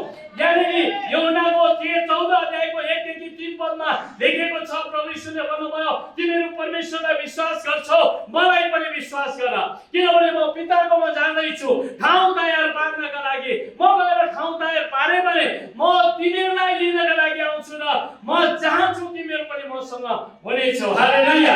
त्यो बालक जो जन्मिनु भएको थियो, मर्नु भएको थियो, स्वर्गमा जानु भएको छ, उहाँ फेरि पनि तपाईँ र मलाई लिन आउनुहुन्छ। यसले गर्दा उहाँको नामलाई स्वीकार गरेर उहाँको द्वारा पाप क्षमा पाएर, हालेलुया, हामी चाहिँ उहाँसँग जानका लागि तयारी हुनुपर्छ। यो सबै मानिसहरूको लागि खुसीको खबर हो अनि असल सन्देश हो। परमेश्वरले हामीलाई आशिष देऊ। यो समयमा प्रभुले हामीलाई अनुग्रह गरौँ। जय होस् सबैलाई। प्रभुको अनुग्रह हामी सबैको प्रार्थना गरौँ। वरिष्ठ सदस्य डाक्टर फिलोमन छेत्रीजीलाई, उहाँले हामीलाई परमेश्वरको मिठो सन्देश सुनाएर जानुभएको छ। परमेश्वर धन्यवाद होस्। अब हामी शुभकामना आदान प्रदानतिर जानेछौँ। म सुरुवातको निम्ति आजको हाम्रो शुभकामना आदान प्रदान गर्ने निम्ति काठमाडौँ इसाई कोठालो सङ्गतिका अध्यक्ष पास्टर ईश्वरचन्द्र काफ्रेजीलाई म अनुरोध गर्छु। 2078 सालको शुभकामना आदान प्रदान कार्यक्रमका मुख्य अतिथि, यस सभाका अध्यक्षज्यू र सम्पूर्ण यहाँ आसीन हुनुभएका अतिथिहरू र मेरा प्रिय पास्टर तथा अगुवा विश्वासीहरू सबैमा मेरो भित्रदेखि लेख्नेसी यस 2078 सालको क्रिसमसको शुभकामना तपाईँहरू सबैलाई। म चाहिँ यहाँ समिति इसाई गोर्खालो समितिको अध्यक्षको रूपमा नभएर एउटा विविध चर्चको पास्टरको रूपमा छु। त्यसले गर्दा म तपाईँहरू सबैलाई फेरि पनि धन्यवाद दिन चाहन्छु। हाम्रो परमेश्वर जसले मानिस जातिको लागि महान काम गर्नुभएको यो खुसियालीमा विभिन्न प्रकारले जुन शुभकामना आदान प्रदान भइराखेका छन् र आज पनि यहाँ भएको छ। तपाईँहरू सबैलाई धन्यवाद दिँदै मेरो शुभकामना यही अन्त गर्छु। अब यसै गरी भक्तपुर इसाई समाजको अध्यक्ष पास्टर पासाङ तामाङज्यूलाई के सम्झिन्छ, उहाँले शुभकामना सन्देश दिनुहुनेछ। राष्ट्रिय क्रिस्चियन महासङ्घ समिति र आज यस शुभकामना क्रिसमस शुभकामना 2078 शुभकामना कार्यक्रमका समितिका टिमहरू र आजको प्रमुख अतिथि र आजको सभापति र ड्यासमा आसिन र सम्पूर्ण पास्टरहरूको मेरो विश्वविद्यालय थिएपछि र विशेष गरी यो संसारमा हामी छौँ। हामीलाई संसारमा गाह्रो छ, चुनौती छ, जताततै चुनौती छ। सरकारमा हेऱ्यो चुनौती, समाजमा हेऱ्यो चुनौती, परिवारमा हेऱ्यो चुनौती, जताततै चुनौती, आर्थिक चुनौती, राजनीतिक चुनौती, सबै चुनौती नै चुनौतीको बिचमा हामी छौँ र हामीलाई गाह्रो छ संसारमा। त्यसै कारण यीशु ख्रीष्टले भन्नुभयो संसारमा छौँ जति मलाई दुःख कष्ट त हुन्छ नै, तर साहस गर मैले संसारलाई जितेको छु। त्यसैले हामी क्रिस्चियनहरू यहाँ जतिजना हुनुहुन्छ यो देशमा हामीले ख्रीष्टलाई पाएको छ र परमेश्वरलाई चिनेका छौँ। ख्रीष्टलाई पाएको कारण परमेश्वरलाई चिनेको कारणले गर्दा आज संसारमा धेरै कुराको हामी छुटकारा पाएका छौँ। अन्धकारको बन्धनहरूबाट, अन्धकारको विभिन्न कुराहरूबाट हामीले छुटकारा पाएका छौँ। अनि हामीहरू त मैले त्यो सबै चुनौतीको बावजुद पनि तपाईँ सङ्घर्ष कार्यशैली क्षेत्रमा गाह्रो अप्ठ्यारो होला, तर जब व्यक्तिगत रूपमा जब फर्केर जिउन थाल्नुहुन्छ, जब जिउन थाल्नुहुन्छ त्यति बेला चाहिँ हामीहरू यसरी जिउनुपर्छ कि हामीहरू प्रभु मैले तपाईँलाई पाएकोमा म खुसी छु। सुत्नुभन्दा अगाडि संसारले मलाई के गर्यो भन्दा पनि प्रभु मैले तपाईँलाई पाएकोमा खुसी छु। मैले तपाईँलाई पाएर म रमाउन पाएको छु। संसारमा धेरै कुराबाट मैले छुटकारा पाएको छु। म तपाईँलाई पाएर धन्यवादी छु। म रीतिरिवाजको बन्धनबाट छुटकारा छु, पापको बन्धनबाट छुटकारा पाएको छु, अन्धकारको शक्तिको बन्धनबाट छुटकारा पाएको छु, म कुलतबाट मैले छुटकारा पाएको छु, अशान्ति र रुवावासीको जिन्दगीबाट छुटकारा पाएको छु। म तपाईँलाई पाएकोमा म एकदमै गौरवान्वित छु, म खुसी छु भन्दै हामी सुत्ने बेलामा चिन्तित भएर होइन, मलाई कसले के भन्यो भनेर होइन। मलाई त लाग्छ हामी क्रिस्चियनहरू त मुसु हाँसेर निधन पर्ने मानिसहरू। यो 2022मा आजको दिनसम्म तपाईँको त्यो अवस्था छैन भने यो 2022मा यो चाहिँ तपाईँको जीवनमा लागू भएको मेरो शुभकामना। अनि यो देश नेपालमा जसले प्रभुलाई पाउनु भएको छैन उहाँहरूले यो घाम बनाउने ईश्वरलाई खोज्न सकुन्, तपाईँ मलाई आमाको गर्भमा बनाउने ईश्वरलाई खोज्न सकुन्, यो प्राकृतिक सुन्दरता बनाउने ईश्वरलाई खोज्न सकुन्, हावा बनाउने परमेश्वरलाई खोज्न सकुन्। यही नै मेरो 2022को शुभकामना छ। आशिष दिनुहोस्। यसै गरेर शुभकामना मन्तव्य दिन निम्ति हाम्रो जनजागरण पार्टीबाट आउनुभएका सुनिल महर्जनजीलाई म अनुरोध गर्छु। सभापतिज्यू, प्रमुख अतिथिज्यू, ड्यासमा विराजमान हुने अतिथिगणहरू,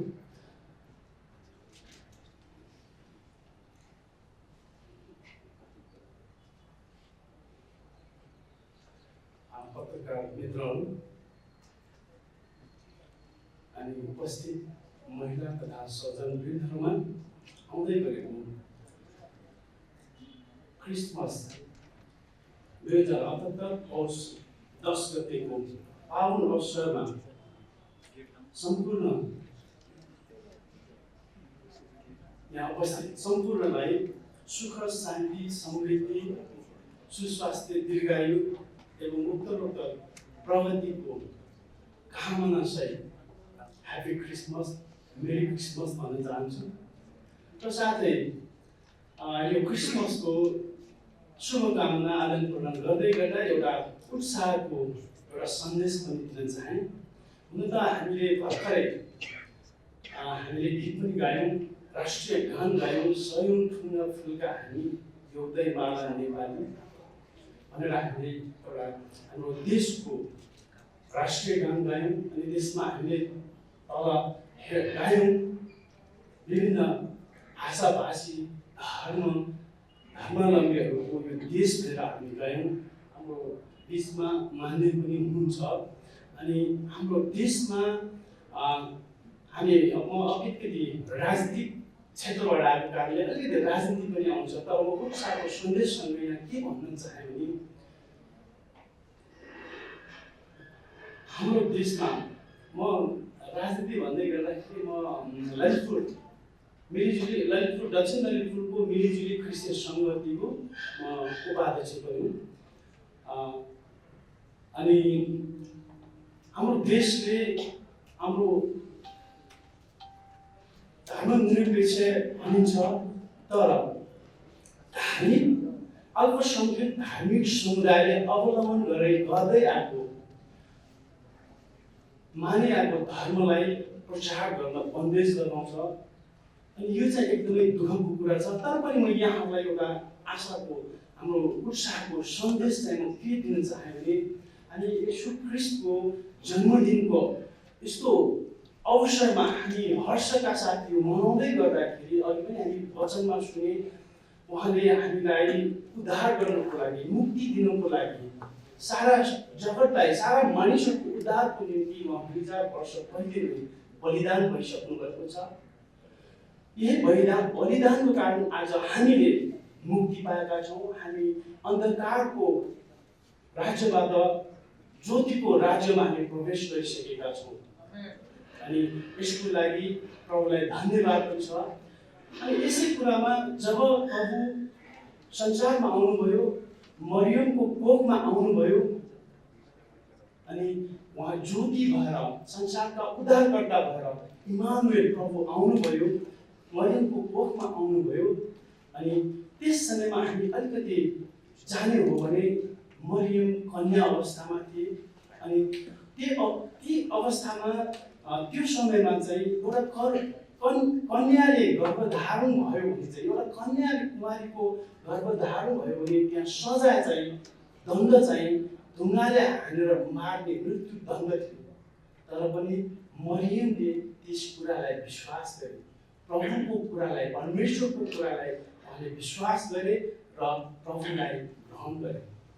अनि त्यही ग्रहणको कारण जब हामी वचनमा हेऱ्यौँ भने पाउँछौँ, जब मरियमले एलिसालाई भेट्न गए अनि एलिसाले मरियमको आवाज सुन्न साथ त्यहाँ गर्भमै बालक उक्लिएको पाउँछौँ र मरियम पवित्र आत्माले भरिएको छ। हालेलुया। अनि आज म यहाँलाई के उत्साहको सन्देश दिन चाहे भने देशले हामी अल्पसङ्ख्यक धार्मिक समुदायलाई जसरी बन्देजमा राखिए तापनि हाम्रो परमेश्वरको म्यान्डेट हामीले दिनुपर्छ, हाम्रो परमेश्वरको सन्देशलाई हामीले ग्रहण गर्नुपर्छ र हाम्रो परमेश्वर चाहनुहुन्छ सबै मानिसहरूले उद्धार मुक्ति पाउन्। एवं हाम्रो मान्यज्यूले पनि हामी सबैले उद्धार मुक्ति पाउन् भन्ने परमेश्वर चाहनुहुन्छ। यसकारण जसरी मरियमको कारण एलिसा आशिषित भए, त्यसै गरी आज तपाईँ हामी सबैको कारण यो देशमा भएका सबै नेपाली जनताले उद्धार पाउन्, ज्योति पाउन्। जो अन्धकारमा छन् तिनीहरूले ज्योति पाउन्, ताकि मत्तीको पुस्तकमा भने जस्तै हामी ती मानिसहरूका लागि, जति पनि हाम्रा नेपाली दाजुभाइ दिदीबहिनी आमा बुवाहरू हुनुहुन्छ, छोराछोरी हाम्रा हरेक नानी बुवाहरू बाबुहरू हुनुहुन्छ, उहाँ सबैले उद्धार पाउनको लागि आज तपाईँ र मबाट ज्योतिमा प्रवेश गर्नको लागि, उहाँहरूको हामी ज्योति हुनको लागि हामी सबैले सुसमाचार प्रचार गर्नुपर्छ। जस्तो सुकै अवस्था किन नहोस्, जसरी मरियमको समयमा मृत्युदण्ड पाउने अवस्था थियो तर पनि उहाँले त्यो कुरा ग्रहण गरे, त्यसरी नै आज तपाईँ हामीले पनि हाम्रो कारणले यी कुरालाई ग्रहण गरेर हाम्रा नेपाली दाजुभाइले उद्धार पाउन्, यही कुरा आशाको सन्देश दिँदै यहाँलाई फेरि पनि once again happy Christmas, merry Christmas भन्न चाहन्छु। हस्, धन्यवाद। मेरो नमस्ते छ र हाम्रो मन्त्रीजी पनि हुनुहुन्छ, प्रमुख अतिथिज्यूहरू, कार्यक्रम आयोजक सम्पूर्णले मलाई सम्झिदिनु भयो, थ्याङ्क यू सो मच। यो के अरे क्रिसमस शुभकामना आदान प्रदान म चाहिँ तपाईँहरूलाई थाहा छँदैछ, कतिपय त भिडियोहरू हेर्नु होला। अक्सफोर्ड युनिभर्सिटीमा ग्रेजुएसन गरेको, अस्ट्रेलियाबाट पिएचडी गरेको, तर बाहिरै पनि ब्राह्मणवादले खेद्ने रहेछ। डाक्टर मित्र उपाध्याय भन्दा पनि सबको कान खायो। डाक्टर मित्र परियार भन्ने दमाई त के नै होला भइहाल्यो मानसिकता।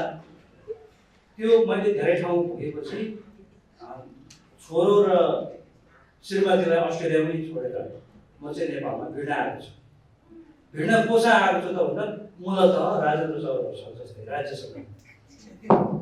अब कुरा के छ भने यो क्रिसमस धेरै राजनीतिक कुरा गर्नुभन्दा पनि मैले बाहिर देखेको क्रिसमस चाहिँ के भएको छ भने क्रिसमस विदाउट क्राइस्ट। परमेश्वरको भक्ति चाहिँ गर्दैनन्, तर 3-4 महिना अगाडिदेखि 5-6 महिना अगाडिदेखि गोराहरू खालि क्रिसमस एन्ड क्रिसमस डिनर, त्यो टर्कीलाई कसरी पकाउने होला, कसरी काट्ने होला, को बोलाउने होला मात्रै, अनि म्यासिभ सपिङ चाहिँ क्यापिटलिजम हुने सपिङ मात्रै, पुरै त्यो कमर्सियलाइज भएको छ क्या क्रिसमस। तर कमसेकम थर्ड वर्ल्ड कन्ट्रिजमा, हाम्रो जस्तो देशमा तपाईँहरूले भक्तिका साथ क्रिसमस जिजस क्राइस्टको चाहिँ जन्मोत्सवको रूपमा पनि भव्यताका साथ यसरी मनाउनुहुन्छ, तपाईँहरूलाई शुभकामना छ। तर म चाहिँ अलिकति के भन्ने मलाई हिन्दू भनौँ भने हिन्दू होइन, हिन्दू हुन दिएको भए पो हिन्दू हुने, क्रिस्चियन पनि होइन। हिन्दू हुन दिन्छ त, जस्तै म चाडबाडको कुरा हो, चाडबाडकै कुरा गर्छु है। दसैँ आउँछ, दसैँ आयो भने मेरो बाउ रातभरि लाएर लुगा सिएर सबैलाई चिरिचाट गरेर मेरो छरछिमेकी सुनार होला गहना बनाएर सबैलाई झुट्ट पार्ने। नवरात्र सुरु भयो, अरू सबै चाहिँ त्यो देवी दर्शन पढ्न थाले। मेरो बा त के को मन्दिर अरू बेला बसिरहन्छन्, नत्र भने त्यो मन्दिरको बाहिर गएर टुटुङ टुटुङ टुटुङ बजाइरहने देवीलाई। देवी फेरि कस्ती परिन् भनेदेखि उनको बाजा नबजाइकन नहुने, नसुनि नहुने, तर उनले छुन नहुने।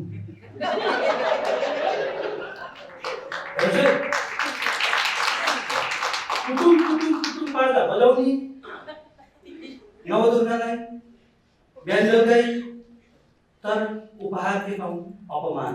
अपमान के को रूपमा? पुच्छरी। रायो काट्छन् पुच्छर, गोल काट्छन् पुच्छर, पुच्छरी खानु पुच्छर दिए के हो भने अझ योनि सहित, मेरो त गुरुङा हुनु पर्दैन, योनि सहित दिएर पठाउने। ल है तपाईँ साइड लैजा, मेरो बाउ ल्यायो। अनि त्यो भन्नु खोजेको के हो त भने तिमी पुच्छर हौ, तिमी घृणित हौ, तिमी तल्लो हौ भनेर हामीमाथि सांस्कृतिक रूपमा, धार्मिक रूपमा दास बनाएको अवस्था। हाम्रा माओवादी साथीहरूले विशेष गरी राजेन्द्र सर जस्तै पनि क्रान्तिकारी साथीहरूले एक हदसम्म हाम्रो चेतना उकास्दिनु भयो। हामी हिजो कस्तो थियो, मनुस्मृतिमा आधारित मुलुकी ऐन 1910मा आधारित हामीलाई राज्यले नै पर्सिक्युसन गर्थ्यो, जसरी तपाईँहरूमाथि पर्सिक्युसन भएको छ। मन्त्रीजीहरू तपाईँहरूले फटाउनु पर्छ, गाली गर्नुपर्छ, बौद्धिक रूपमा है, भौतिक रूपमा होइन। कुन अर्थमा भने धर्मान्तरण गऱ्यो भने त्यसलाई चाहिँ जेल सजाय भेटाइदिएछ। त्यो भने क्रिस्चियनलाई नै भेटेको थाहा छ, सबैलाई थाहा छ अघि। आफ्नो परम्परा बमोजिम बाइबल बोकेर हिँड्दा पनि सक्नु, अनि परम्परादेखि गुड न्युज भनेर फैलाउँदै हिँड्ने जुन चलन छ त्यो चलन गर्न नपाइने। आजबाट हो र पृथ्वीनारायण शाहकै पालादेखि क्रिस्चियन भनेको अराष्ट्रवादी बाहिरका दुश्मन हुन् भन्ने जुन छ त्यो त्यही दिमाग फेरि मेरो दलित समुदाय पनि छ होइन। त्यो कुरा कस्तो त भने माओवादीहरूले क्रान्तिकारीहरूले एउटा बिन्दुसम्म हाम्रो चेतना बढाइदिए, सङ्घर्ष गरे। हिजो बाहुनका जनै पनि च्यातेकै हो, मन्दिर पनि भरेकै हो, धाराले फुटाएर एउटै गरेर बाध्य बनाएको माओवादीले। तर अहिले देखिँदैछ के बाहुन छेत्री सत्तामा पुग्नु रहेछ। खोइ त मेरो अहिले तपाईँले मलाई भन्नुहोला अक्सफोर्ड पढेको एक मात्र नेपालको दलित, वाउ डाक्टर साहब, के को डाक्टर साहब, म भर्खर अस्ति गाउँमा गएँ बाबुराम भट्टराई क्षेत्र। भाडा नमस्कारी त खाने नो चान्स। मसँगै पढे लेखेको हुर्केको गुरुङको घरमा पस्ने त एब्सोल्युटली नो चान्स। पस्यो कि त लाग्छ मेरो घर पाले कुकुर सरासर भित्र जान्छ। मेरो स्थान कहाँ छ मन्त्रीजी? Where is my place in the society? Where am I?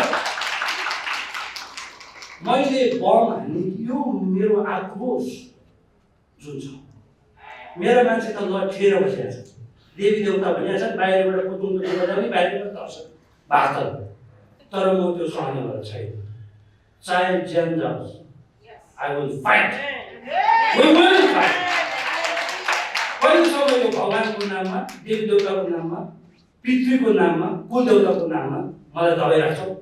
म मात्र हो र 60 लाख 50 लाख।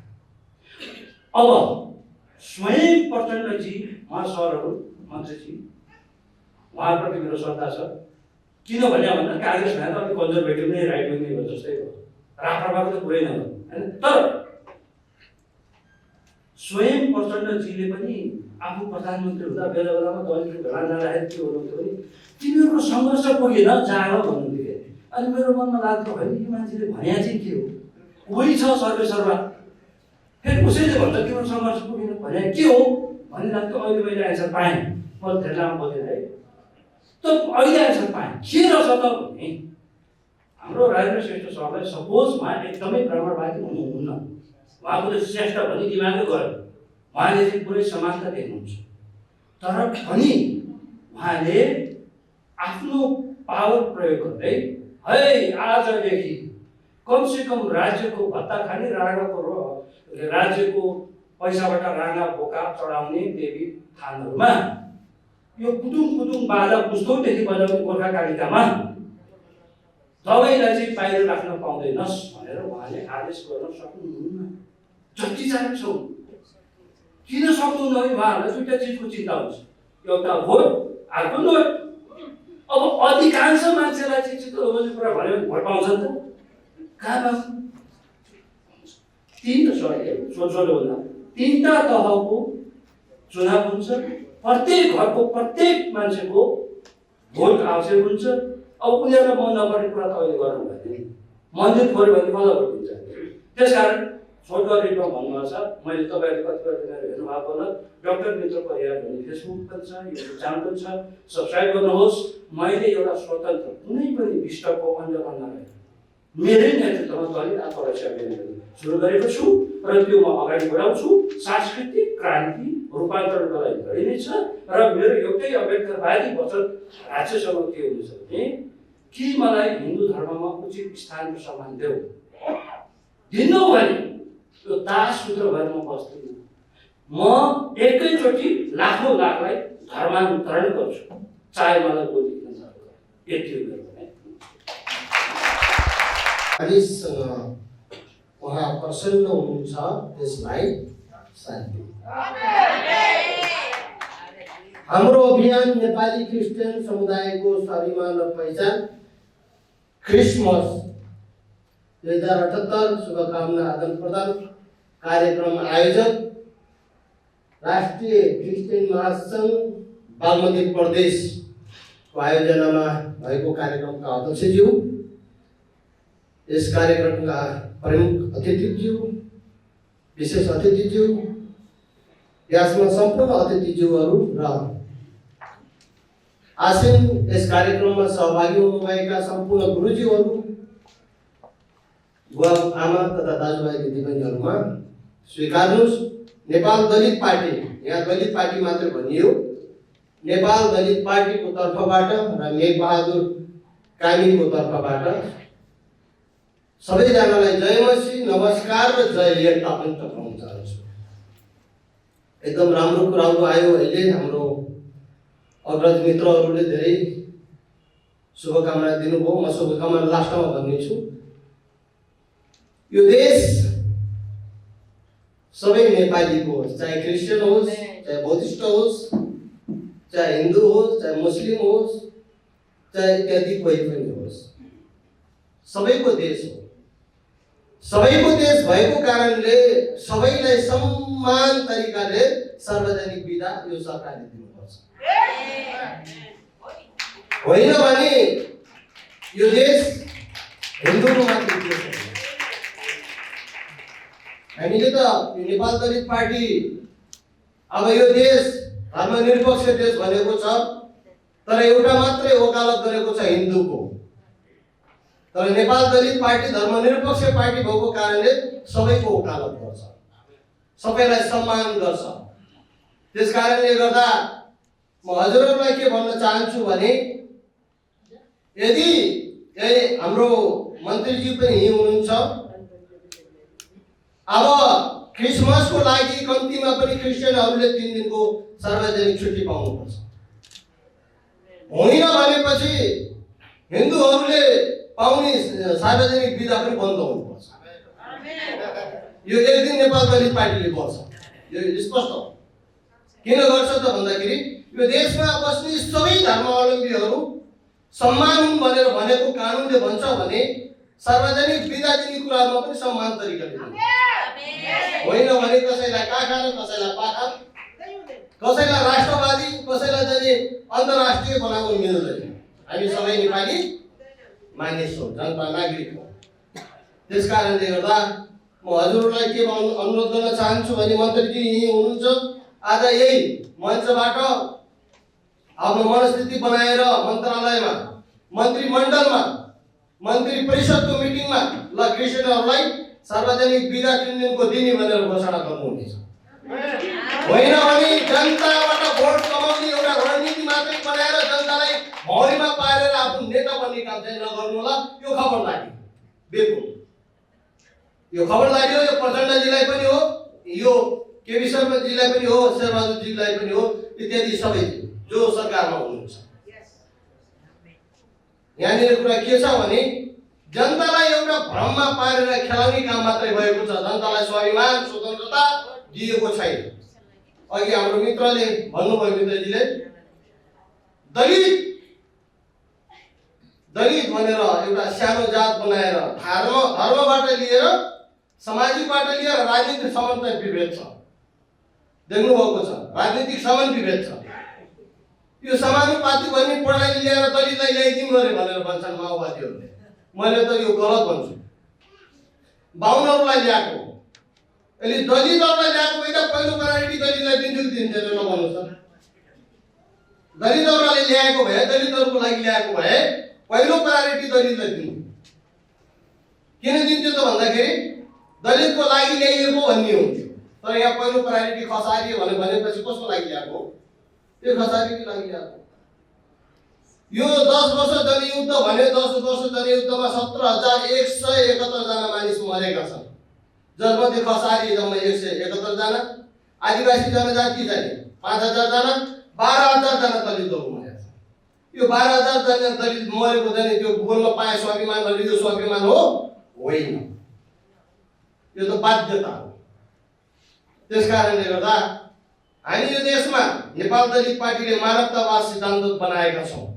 मानिस जातिमा कुनै पनि जात हुँदैन, लिङ्ग दुईटा हुन्छ, लिङ्ग पुरुष स्त्री, जात मानिस हो। अनि धर्म मानिसको चाहिँ सेवा हो, जसलाई उत्पीडनमा पर्छ त्यसलाई सेवा गर्नु धर्म हो। आस्था आफ्नो परमेश्वरमा जसले पनि राख्नु पाउँछ, त्यो स्वतन्त्रता हो।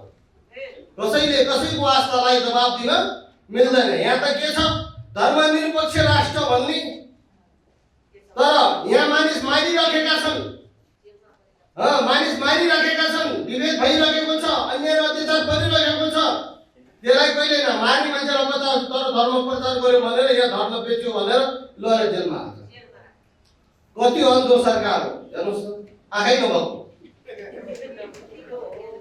त्यो भएको कारणले एक दिन यसको विषयमा चाहिँ नेपाल दलित पार्टी त्यो संसदमा यी सबै मन्त्रीहरू अहिलेसम्म यी नेता बनेर यो जनतालाई भ्रममा पारेर जुन खाएको छ यसको भण्डाफोर त्यहाँ मन्त्रालय संसदभित्र गर्नेछ।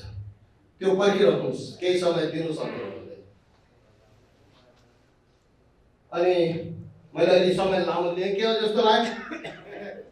म हजुरहरूलाई के भन्न चाहन्छु भने अहिले पनि चुनाव हुँदैछ, नोट र भोटको कुराहरू अघि हाम्रो मित्रजीले भनिसक्नु भएको छ, चलिरहेको छ, चल्छ।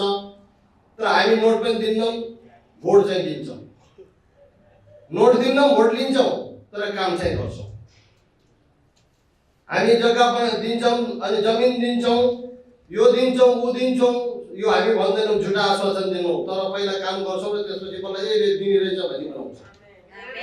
त्यो कुरा चाहिँ त्यस कारणले गर्दा म हजुरहरूसँग के अनुरोध गर्न चाहन्छु भने अब लगत्तै यहाँ धेरै चलखेल भइरहेको छ, यो देशमा राजनीतिक चलखेल भइरहेको छ।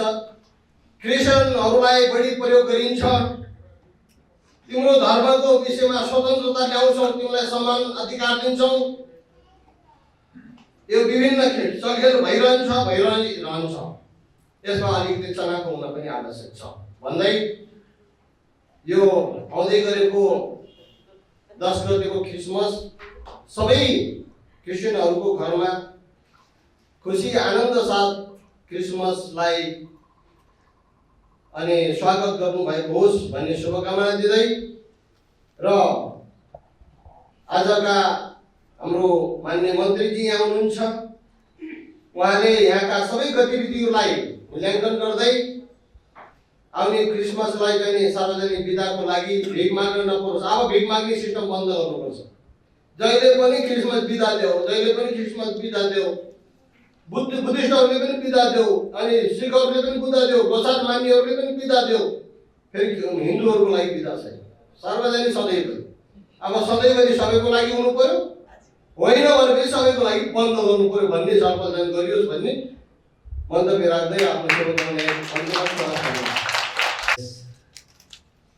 क्रिसमस 2078 परिप्रेक्ष्यमा आयोजित यस शुभकामना आदान-प्रदान कार्यक्रमका सभामुखहरू, यहाँ उपस्थित सम्पूर्ण महिला तथा सज्जनले, सम्पूर्ण साथीहरूमा म हार्दिक अभिवादन व्यक्त गर्न चाहन्छु र 2078 को सन् 2022 को क्रिसमसको उपलक्ष्यमा सबैलाई हार्दिक शुभकामना दिन चाहन्छु।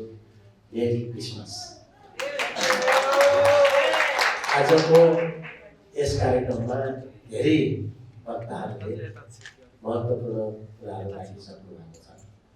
शुभकामना आदान प्रदान भएकोले शुभकामनाकै कुराहरू गर्नु धेरै उचित होला जस्तो लाग्यो मलाई पनि। शुभकामनाका सन्दर्भमा सुस्वास्थ्यको पनि म कामना गर्दछु। उच्च व्यक्तित्वको रूपमा अगाडि आउन सकोस् त्यो पनि म कामना गर्न चाहन्छु। त्यसैले सुख समृद्धिको पनि म कामना गर्न चाहन्छु। सम्पूर्ण खालको मान्छेले मान्छेलाई गर्ने विभेदबाट मुक्तिको पनि कामना गर्छु। अब क्रिसमसको बारे बोल्न पर्दा मलाई त्यसबारे धेरै जानकारी चाहिँ छैन। तपाईँहरू त्यसैमा चाहिँ काम गरेर आउनुभएको छ, त्यही धर्म ग्रहण गरेर आउनुभएको छ। त्यसैले तपाईँहरूले नै यसबारे धेरै कुरा बुझ्नुहुन्छ, धेरै कुरा जान्नुहुन्छ। र म चाहिँ के चाहन्छु भने विभेदबाट मुक्ति चाहिँ हुनैपर्छ। सङ्घीय शासन व्यवस्था आइसकेपछि सबैको साझेदारी भएको राज्य सत्ता हुनुपर्छ। यति कुरा चाहिँ म चाहन्छु। त्यस हिसाबले भन्दाखेरि नेपालमा यो सन्दर्भलाई भाषा, जाति, धर्म, संस्कृतिलाई कसरी हेर्ने भन्ने सन्दर्भमा धेरै अगाडिदेखि धार्मिक समानता, भाषिक समानता, जातीय समानता, सबैको समानताको बारे कुरा उठेकै हो। त के नेपाल सुरुवातैदेखि आदिकालदेखि नै यस्तै थियो त? मैले यसो हेर्दा नेपालको चाहिँ विविध हिसाबले पढ्दा मैले चाहिँ त्यो देखेँ कि नेपालमा यस्तो विभेद इतिहासमा थियो। साँच्चै भन्यो भने गोर्खा राज्य विस्तारभन्दा अगाडि नेपाल मण्डल, तत्कालीन नेपाल मण्डलमा 4वटा धर्मावलम्बी मानिसहरूको बिचको सह-अस्तित्वमा रहेको थियो। यो भनेको शैव, बौद्ध, क्रिस्चियन र मुस्लिम सबैको चाहिँ सहिष्णुतामा यो चाहिँ देश चलेको थियो र सबैको साझेदारी भएको हुँदाखेरि देशको समृद्धि पनि त्यति बेला तुलनात्मक रूपले समकालीन विश्वमा नेपाल चाहिँ नाम गरिएकै थियो। नेपालमा आज चाहिँ हामी के देख्छौँ भने काम नपाएर बाहिर भोटा जानुपर्ने अवस्था, विदेश जानुपर्ने, खाडी जानुपर्ने अवस्था। तर त्यो यस्तो युग थियो जुन बेला कामको खोजीमा नेपाल आउँथ्यो, व्यापार गर्न नेपाल आउँथ्यो। त्यस्तो स्थिति पनि नेपालमा थियो। आजभन्दा 3000 वर्ष अगाडिको कुरा हो। पशुपति जस्तो मन्दिर, स्वयं जस्तो स्तूपा, त्यो सबै बनिसकेकै थियो। र त्यो किन भन्न सम्भव? अहिले पशुपतिमा चाहिँ हामीले हेऱ्यौँ भने सुनको छाना छ। अब तपाईँको त्यति बेलाको दरबारहरू, मिसरीकालीन दरबार, किराँतकालीन दरबार हेर्ने हो भने पनि तपाईँको संसारमा युरोपमा भन्दा राम्रो खालको दरबारहरू यहाँ बनेका छन्। चोकै चोक भएको चाहिँ दरबार, कृष्ण मन्दिर भएको दरबार, वा चाहिँ 55वटा झाल भएको दरबार, कलात्मक देश थियो। तर यस्तो किसिमको चाहिँ दरबार छ बेलायतमा पनि छैन, फ्रान्समा पनि छैन। के नेपाल गरिब भएको भए यस्तो हुन्थ्यो त? हुँदैन थियो। यो किन सम्भव भयो त भने त्यति बेला नेपालमा सबै जाति, भाषा, धर्म, संस्कृतिका मानिसहरू मिलेर बस्थे। तर गोर्खा राज्य विस्तारपछि तत्कालीन युगमा इस्ट इन्डिया कम्पनीले भारतमा शासन गरिरहेको र इस्ट इन्डिया कम्पनीभित्र पनि अब फ्रेन्च साम्राज्यवाद र बेलायती साम्राज्यवादहरूको बिचमा लडाइँ झगडा पनि भइरहेको, उत्तरतिर चीन, तिब्बतको एउटा राम्रो विकासका अवसरहरू पनि बिस्तारै बिस्तारै फस्टाइरहेको। त्यहाँभित्र पनि फेरि 8वटा देशले चाहिँ शासन गरिरहेको थियो। त्यस्तो स्थितिमा दुईटा देशको चाहिँ बिचको एउटा पुलको रूपमा, दुईटा देशको बिचमा व्यापारको ट्रेडिङ सेन्टरको रूपमा यो देश विकास भएको हुँदा यहाँ चाहिँ सबै खालका मान्छेहरू बस्थे। मैले एउटा हसनको इतिहास पढेको थिएँ। सन् 1874 उहाँले लेख्नु। हसन भनेको चाहिँ एकजना पादरी हुन्। जो पादरी चाहिँ चीनको बाटो भएर नेपाल आए।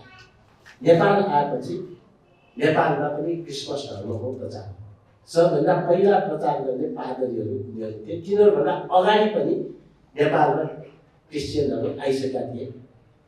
यो तपाईँहरूले अहिले पनि पढ्न पाउनुहुन्छ। हसनको हिस्ट्री भन्यो भने तपाईँहरूले दुईटै नेटहरूबाट खोज्न सक्नुहुन्छ, राखिएको छ। त्यति बेला उहाँले चर्चा गर्ने क्रममा नेपालमा चाहिँ यस्तो देश रहेछ जहाँ चाहिँ सबै धर्मताहरूलाई सम्मान गर्छ। उहाँले जमिन माग्नुभयो, केही जमिन पनि दिए, उनीहरूलाई बस्नु दिए, यहाँको मानिसहरूले अतिथि सत्कार गर्ने, सबै गर्ने। अब तिनीहरू आउँदा पर्यटकको हिसाबले मात्र होइन, बिजनेसको हिसाबले, शिल्पको हिसाबले, कलाको हिसाबले सबै सिक्थे। त्यस कारणले गर्दाखेरि उहाँहरूले नेपालको बारे त्यस्तो किसिमको चाहिँ चर्चा गरे। तर जब चाहिँ 1768 गोर्खा राज्य विस्तार भयो, विस्तार सँगसँगै त्यति बेला चाहिँ के हुन थाल्यो भने अब नेपालमा चाहिँ असली हिन्दुस्तान बनाउनु पर्छ। आफ्नो हिन्दुस्तान त हारिसकेका थिए। आफ्नो असली हिन्दुस्तान भनेर आर्यावर्त क्षेत्रले मानिन्छ। अनि इन्डियाको ब्रह्मपुत्र गङ्गाको मैदानलाई नै हिन्दुस्तान भनिएको। देश छुट्दाखेरि पनि बेलायती साम्राज्यबाट त जुम्ल्या देश जन्म्यो नि, पाकिस्तान र हिन्दुस्तान भयो। अब पछि यसको नाम चाहिँ अब आजभोलि भारत पनि भन्ने चलन छ। त्यो महाभारतको युद्धको पनि चर्चा फेरि छ। यो जे होस्, भारत भन्नुहोस् हिन्दुस्तान भन्नुहोस्, हिन्दुस्तान भनेको त्यहाँ हो। तर जब त्यहाँबाट चाहिँ मुस्लिमहरूले हिन्दूहरूलाई जिते, त्यसपछि हिन्दूहरू पहाड बसे। पास गरिसकेपछि अब हामी यसैलाई असली हिन्दुस्तान बनाउँछौँ भन्ने स्थिति आयो। त्यो आइसकेपछिको अवस्थामा अब नेपालमा अब विविध खालका जाति जनजातिहरू बसे, विभिन्न देशबाट आएकाहरू पनि बस्न थाले। सबै हिसाबले यहाँको स्थिति चाहिँ नयाँ ढङ्गले बन्दै गयो र कालान्तरमा गोर्खा राज्य विस्तार गर्छ। जब राज्य सत्ता लियो त्यसपछि चाहिँ अब क्रिस्चियनहरूप्रतिको जुन हिजोको चाहिँ सद्भाव र समानताको अवस्था नेपालमा भित्रिरहेको थियो, त्यो समाप्त मात्रै भएर बेलायतका फ्रान्सका त्यतापट्टिको चाहिँ यिनीहरू सम्पूर्ण हुन् भन्ने आधारमा देश निकाला भयो। क्रिस्चियनलाई मात्र देश निकाला भएको पनि होइन। त्यति बेला बुद्ध धर्म मान्नेहरूको पनि देश निकाला भएको थियो। नेपालमा राणाहरूले पनि देश निकाला गरेका थिए। त्यस अवस्थामा यहाँका समुदायहरू इन्डियामा बसेर पनि बुद्ध धर्म र नेपाल भाषा भन्ने पुस्तकहरू पनि लेख्न थाले। किन यहाँबाट देश निकाला भइसकेका थिए त्यो पछिल्लो कालमा। तर कृष्णनारायण शाहको कालमा सबैलाई चाहिँ बाहिर जान आदेश भयो। आदेश भइसकेपछि जो भागे गए, जो भागेनन् तिनीहरू सबैको हत्या गरेर टिस्टुङ तालुको चितलाङ, अहिलेको चितलाङ क्षेत्रका प्रत्येक रुखमा एकजना क्रिस्चियन झुन्डिएको थियो। त्यो कुरा चाहिँ आदरणीहरूले मात्रै लेखा होइन, अरूहरूले पनि लेखा छ। त्यो चाहिँ इतिहासमा खोजको विषय पनि हो। किन भन्दाखेरि त्यति बेलाको राष्ट्रवाद भनेकै हिन्दू राष्ट्रवादको रूपमा आयो। नेपाली राष्ट्रवादलाई चाहिँ त्यति बेला त्यो ढङ्गले गयो। राष्ट्रवाद त वास्तवमा हिन्दू बुद्धमा चाहिँ सिख होस्, चाहे चाहिँ क्रिस्चियन होस्, चाहे मुस्लिम होस्, सबैको एकतामा राष्ट्रवाद हुन्छ। सबैको भावना मिल्यो भने राष्ट्रवाद हुन्छ। देश चाहिँ देशको राष्ट्रियता भनेको चाहिँ दुईटा मुख्य पक्ष हुन्छ। एउटा पक्ष भनेको विदेशी हमला र आक्रमणबाट देशलाई जोगाउने एउटा राष्ट्रियताको पक्ष हो। अर्को भनेको देशभित्र रहेका सबै जाति भाषा धर्म संस्कृतिका साथीहरू समुदायहरू मिलेर बस्ने। त्यसरी मिलेर बस्यो भने मात्र आन्तरिक राष्ट्रियता बलियो हुन्छ र बाह्य हमलाहरूबाट मुक्त हुन सक्दछ। तर त्यो पक्षलाई ध्यान दिइयो। अनि नेपालमा हिन्दू धर्मको आगमनसँगै नेपालमा मनुस्मृतिका कुराहरू आए। अनि ब्राह्मण, क्षेत्री, वैश्य, शूद्रको वर्ण व्यवस्था हुन थाल्यो। वर्ण व्यवस्था आइसके पश्चात अब चाहिँ ब्राह्मण चाहिँ मुखबाट निस्क्यो होइन, अनि त्यहाँबाट चाहिँ क्षत्रियहरू बाहुबलबाट निस्क्यो, वैश्यहरू चाहिँ भुँडीबाट निस्क्यो होइन, अनि दलितहरू वा शूद्रहरू चाहिँ पाइतला मुनिबाट निस्क्यो भनेर भन्न थाल्यो। आजको विज्ञानमा भन्नुहोस् त, कोही मान्छेको मुखबाट वा कोही मान्छेको पैतालाबाट बच्चा जन्मन्छ त, त्यहाँ पाठेबाट हुन्छ त? हुँदैन। विज्ञानले कसैले प्रभावित गर्दैन। अब यस्तो खालको चाहिँ अवैज्ञानिक कुरालाई पनि धर्मका नाममा चाहिँ अप्नाइयो। यस्तो किसिमको गलत संस्कृति र संस्कार आजसम्म पनि परम्पराका नाममा, सनातन धर्मका नाममा विद्यमान छ। त्यसैले यी कुराहरू चाहिँ विज्ञानसम्मत ढङ्गले नै अब हेर्न सक्नुपर्छ। अब भारतमा आर्यावर्त क्षेत्रमा यो उत्पत्ति भएको धर्म हो। अब आर्यावर्त क्षेत्रमा यो उत्पत्ति हुँदा जुन ढङ्गले चाहिँ यसको चाहिँ व्याख्या विश्लेषण गरियो, खास गरी युरोपियनहरू जब इरानमा आए इरानियन भए र भारत पस्दाखेरि आर्यन भए होइन।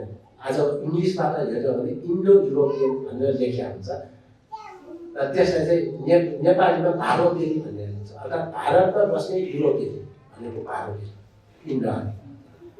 अब उनीहरूले आफ्नो चाहिँ सर्वोच्चताका कुराहरू गर्न थाले।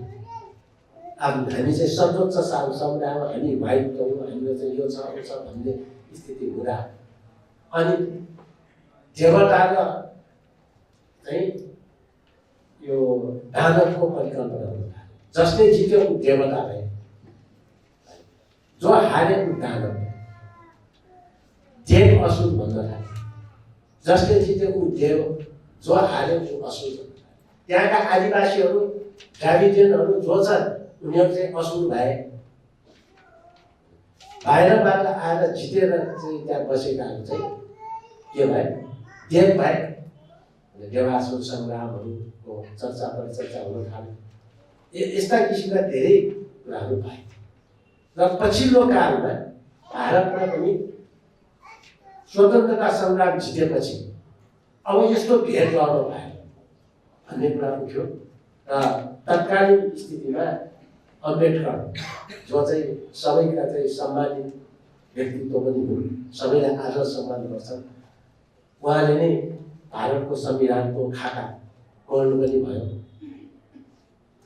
अनि सबैले समानता दिने हिसाबले ल्याए। तर अम्बेडकर स्वयं पनि जातीय विभेदमा पर्नु।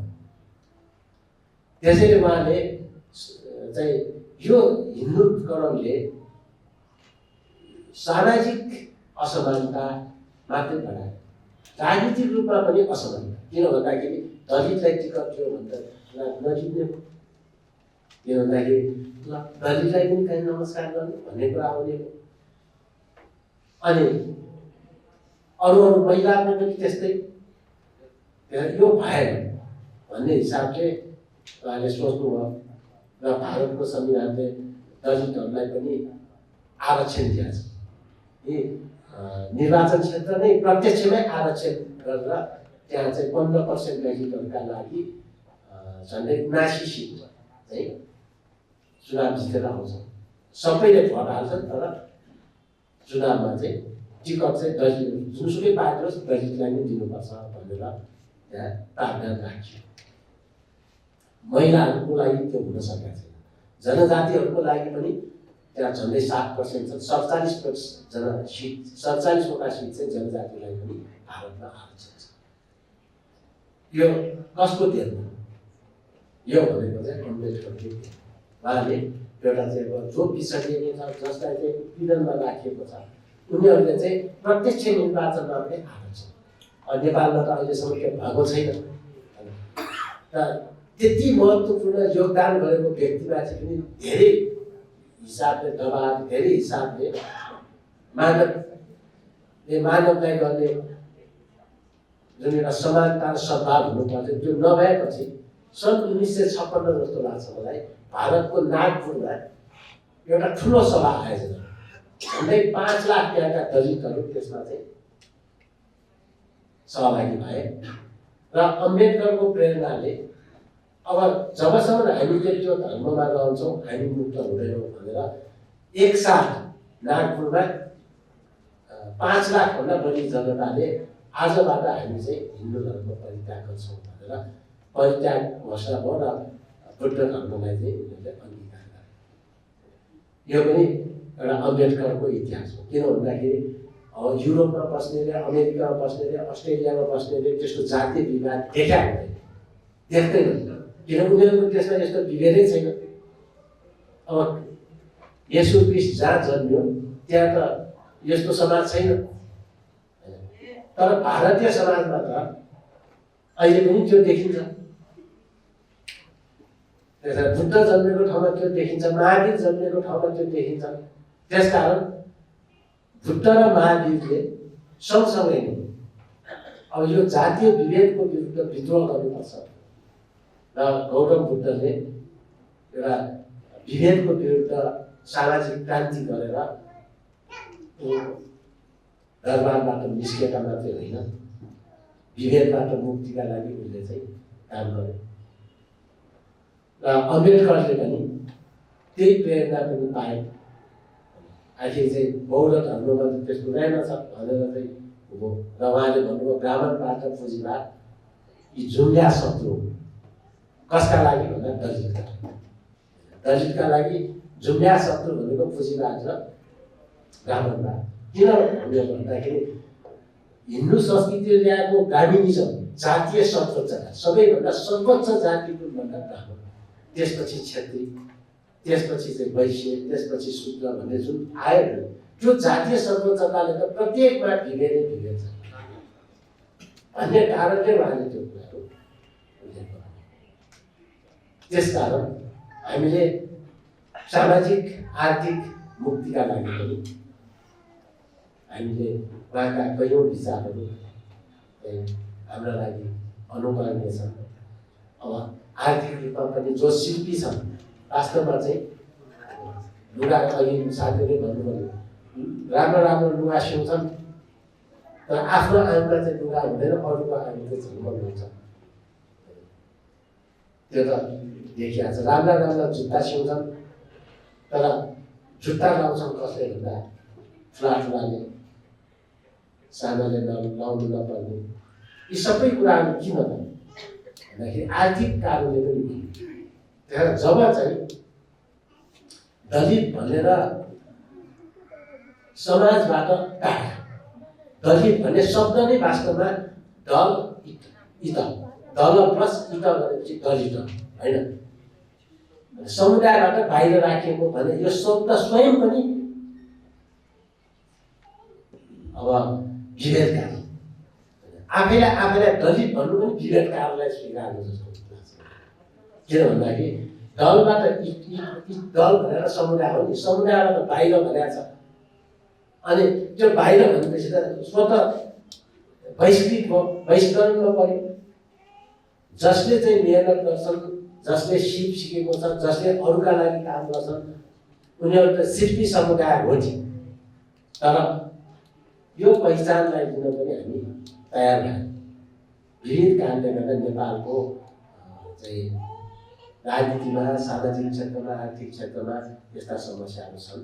तर जे होस्, म चाहिँ के भन्छु भने शिल्पी हो तर दलितको रूपमा पछाडि पारिएका समुदाय। त्यसैले यो कुरालाई हामीले राम्रोसँग बुझ्न पनि पर्दछ। र आजको यो दिनमा सबै विभिन्न जाति, भाषा, धर्म, संस्कृतिका मानिसहरू पनि अहिले अब हिन्दू वर्णाश्रममै रहेका बाहुन छ भने पनि उसले क्रिस्चियन धर्म पनि ग्रहण गरेर आउन सक्छ, उसले बुद्ध धर्म पनि ग्रहण गरेर आउन सक्छ, वा त्यही वर्णाश्रमलाई मानिएका क्षेत्रीले पनि गरेर आउन सक्छ। अब यस्तो स्थिति छ नि त। त्यसकारण म सबै खाले साथीहरू जसले क्रिसमसलाई ग्रहण गरेको छ, जसले क्रिस्चियन धर्मलाई आफ्नो धर्म मानेको छ, धर्म भन्ने कुरा त आफ्नो आस्थाको कुरा मात्रै हो, र वास्तवमा राज्यको चाहिँ धर्म हुँदैन भन्ने कुरा नै हो। त्यसकारण धर्म निरपेक्ष भन्नुको मतलब राज्यको धर्म हुँदैन। धार्मिक स्वतन्त्रता भन्नुको मतलब आफ्नो आस्थाको धर्म मान्ने स्वतन्त्रता छ। त्यो हिन्दूहरूलाई पनि छ, त्यो क्रिस्चियनलाई पनि छ, बौद्धलाई पनि छ, किराँतलाई पनि छ, सबैलाई छ। त्यसैले सबै धर्मको सहअस्तित्व र समानताको पक्षमा हामी हुनै पर्छ। अब जहाँसम्म भिडाको कुरा छ, मेरो विचारहरू त तपाईँहरूले पटक पटक सुनेकै होला जस्तो लाग्छ, मैले लेखेको पनि छु। म त केही राष्ट्रिय चाड बाहेक राष्ट्रिय पर्व जस्तो म श्रमिकहरूको मेले भन्ने हुन्छ होइन, यो देशलाई चाहिँ संहितामा लागेको दिनमा, गणतन्त्रमा लगेको दिन एउटा नेसनल होलिडे हुन्छ, यस्तो होलिडे दिन बाहेक 12 महिना काम हुनुपर्छ। देशलाई चाहिँ उत्थान र विकासका लागि चाहिँ एकमुष्ट चाडपर्व विवाह छुट्याइदिने। अब कति दिन, 12 दिन, 15 दिन, जति दिन सकिन्छ 15 दिन छुट्याउने भने 15 दिन। तर क्रिस्चियनहरूले 15 दिन कुन बेला बिदा दिने तपाईँहरूको स्वतन्त्रता हो। हिन्दू धर्म मान्नेले स्वर्णम त्यही स्वर्ण दिन सक्छ। अब यहाँ जस्तो अब दसैँमा भन्यो, दसैँ नमान्नेहरूले त तास खेलेर बिताउँछन्, त्यो समस्या छ। किनभने अब बिदा दिएको छ के गरेर बिसाउने यताउता हो। अब नमनाउनेहरूलाई किन दिनु पर्यो त? अब उनौली उभौलीमा अब तपाईँहरूको चाड पर्दैन भने त्यो बिरामी के काम? अब ल्होसारमा तपाईँले चाहिँ बिरामी हुनु, अब ल्होसारमा तपाईँको के काम? म जस्तो आजभोलि तपाईँ ब्याङ्क वित्तीय संस्थाहरू हेर्नुहोस्, प्राइभेट सेक्टर हेर्नुहोस्, दसैँ हेर्नु जो चलेको छ, तिहार हेर्नु चलेकै छ, हाम्रो नुनमा पनि चलेकै छ। नुनमा पनि चलेर हाम्रो राज्य त चल्नु पर्यो नि त। पुलिसहरू तपाईँ हेर्नुहोस् न, प्रहरीहरूले के त्यहाँ भिरा पाउँछन् त? के उनीहरूले दसैँ मान्न पाएको छ? के उनीहरूले तिहार मान्न पाएको छ? ट्राफिक भएर चाहिँ उनीहरूले दसैँ तिहारमा बस्नु पर्दैन? उनीहरूको पनि भाइ बहिनीहरू होला, तिहारमा सम्झना होला, अनि उनीहरूको पनि घर परिवार होला, उनीहरूले पनि टिका लगाउनु पर्ने होला। तर उनीहरू चाहिँ 12 महिना 12 काल काम गर्नु हुने, प्राइभेट सेक्टरले सधैँ गर्नु हुने, अनि सरकारी कर्मचारीले गर्नु नहुने। त्यसकारण एकमुष्ट चाडपर्व बिदा दियो भने अब नेवारले चाहिँ नुनमा 5 दिन बिदा लिन्छ, 7 दिन लिन्छ। तामाङले ल्होसारमा कति दिन लिन्छ, गुरुङले ल्होसारमा कति दिन लिन्छ, राई लिम्बूहरूले चाहिँ अब उधौलीको बेला उभौलीको बेला कति दिन लिन्छ। तर सिंहदरबार सधैँ चलिन्छ र देशको उत्थान पनि हुन्छ, देशको उत्पादकत्व पनि वृद्धि हुन्छ। मेरो त यो धारणा। तर अब जब चाहिँ सार्वजनिक बिदा दिने चलन छ भने, चाडपर्वमा दिन्छ भने चाहिँ सबैलाई समानता हुनुपर्छ भन्ने पनि उत्तिकै जायज हो। कुनै धर्मलाई दिने, कुनै धर्मलाई नदिने भन्ने कुरा त विभेदकारी हो। त्यसकारण स्वइच्छाले चाहिँ आफैले लिन पाउने चाडपर्व एकमुष्ट बिदा राखिदियो भने जसले जुन चाडले बढी दिन मन लाग्छ त्यो लिन्छ। त्यो ढङ्गको भयो भने राम्रो हुन्छ भने मेरो आफ्नो चाहिँ सोचाइ हो। र मैले पटक यो चाहिँ सायद 100औं पटक भने होला, मैले संसदमा पनि राखिसकेको कुरा हो, मेरो पुस्तकमा पनि लेखिएको कुरा हो, अनि आर्टिकलहरूमा पनि मैले भनिसकेको कुरा हो। र जे होस्, अब अहिले त्यो लागु नभएको अवस्थामा अब क्रिसमसका दिन बिदा हुनुपर्छ भन्ने जुन तपाईँहरूको सोचाइ छ त्यसमा मेरो पनि ऐक्यबद्धता छ। मैले आफ्नो तर्फबाट कुरा राख्दै छु। यति कुरा भन्दै फेरि एकपल्ट तपाईँहरूलाई क्रिसमसको उपलक्ष्यमा हार्दिक शुभकामना। Merry Christmas.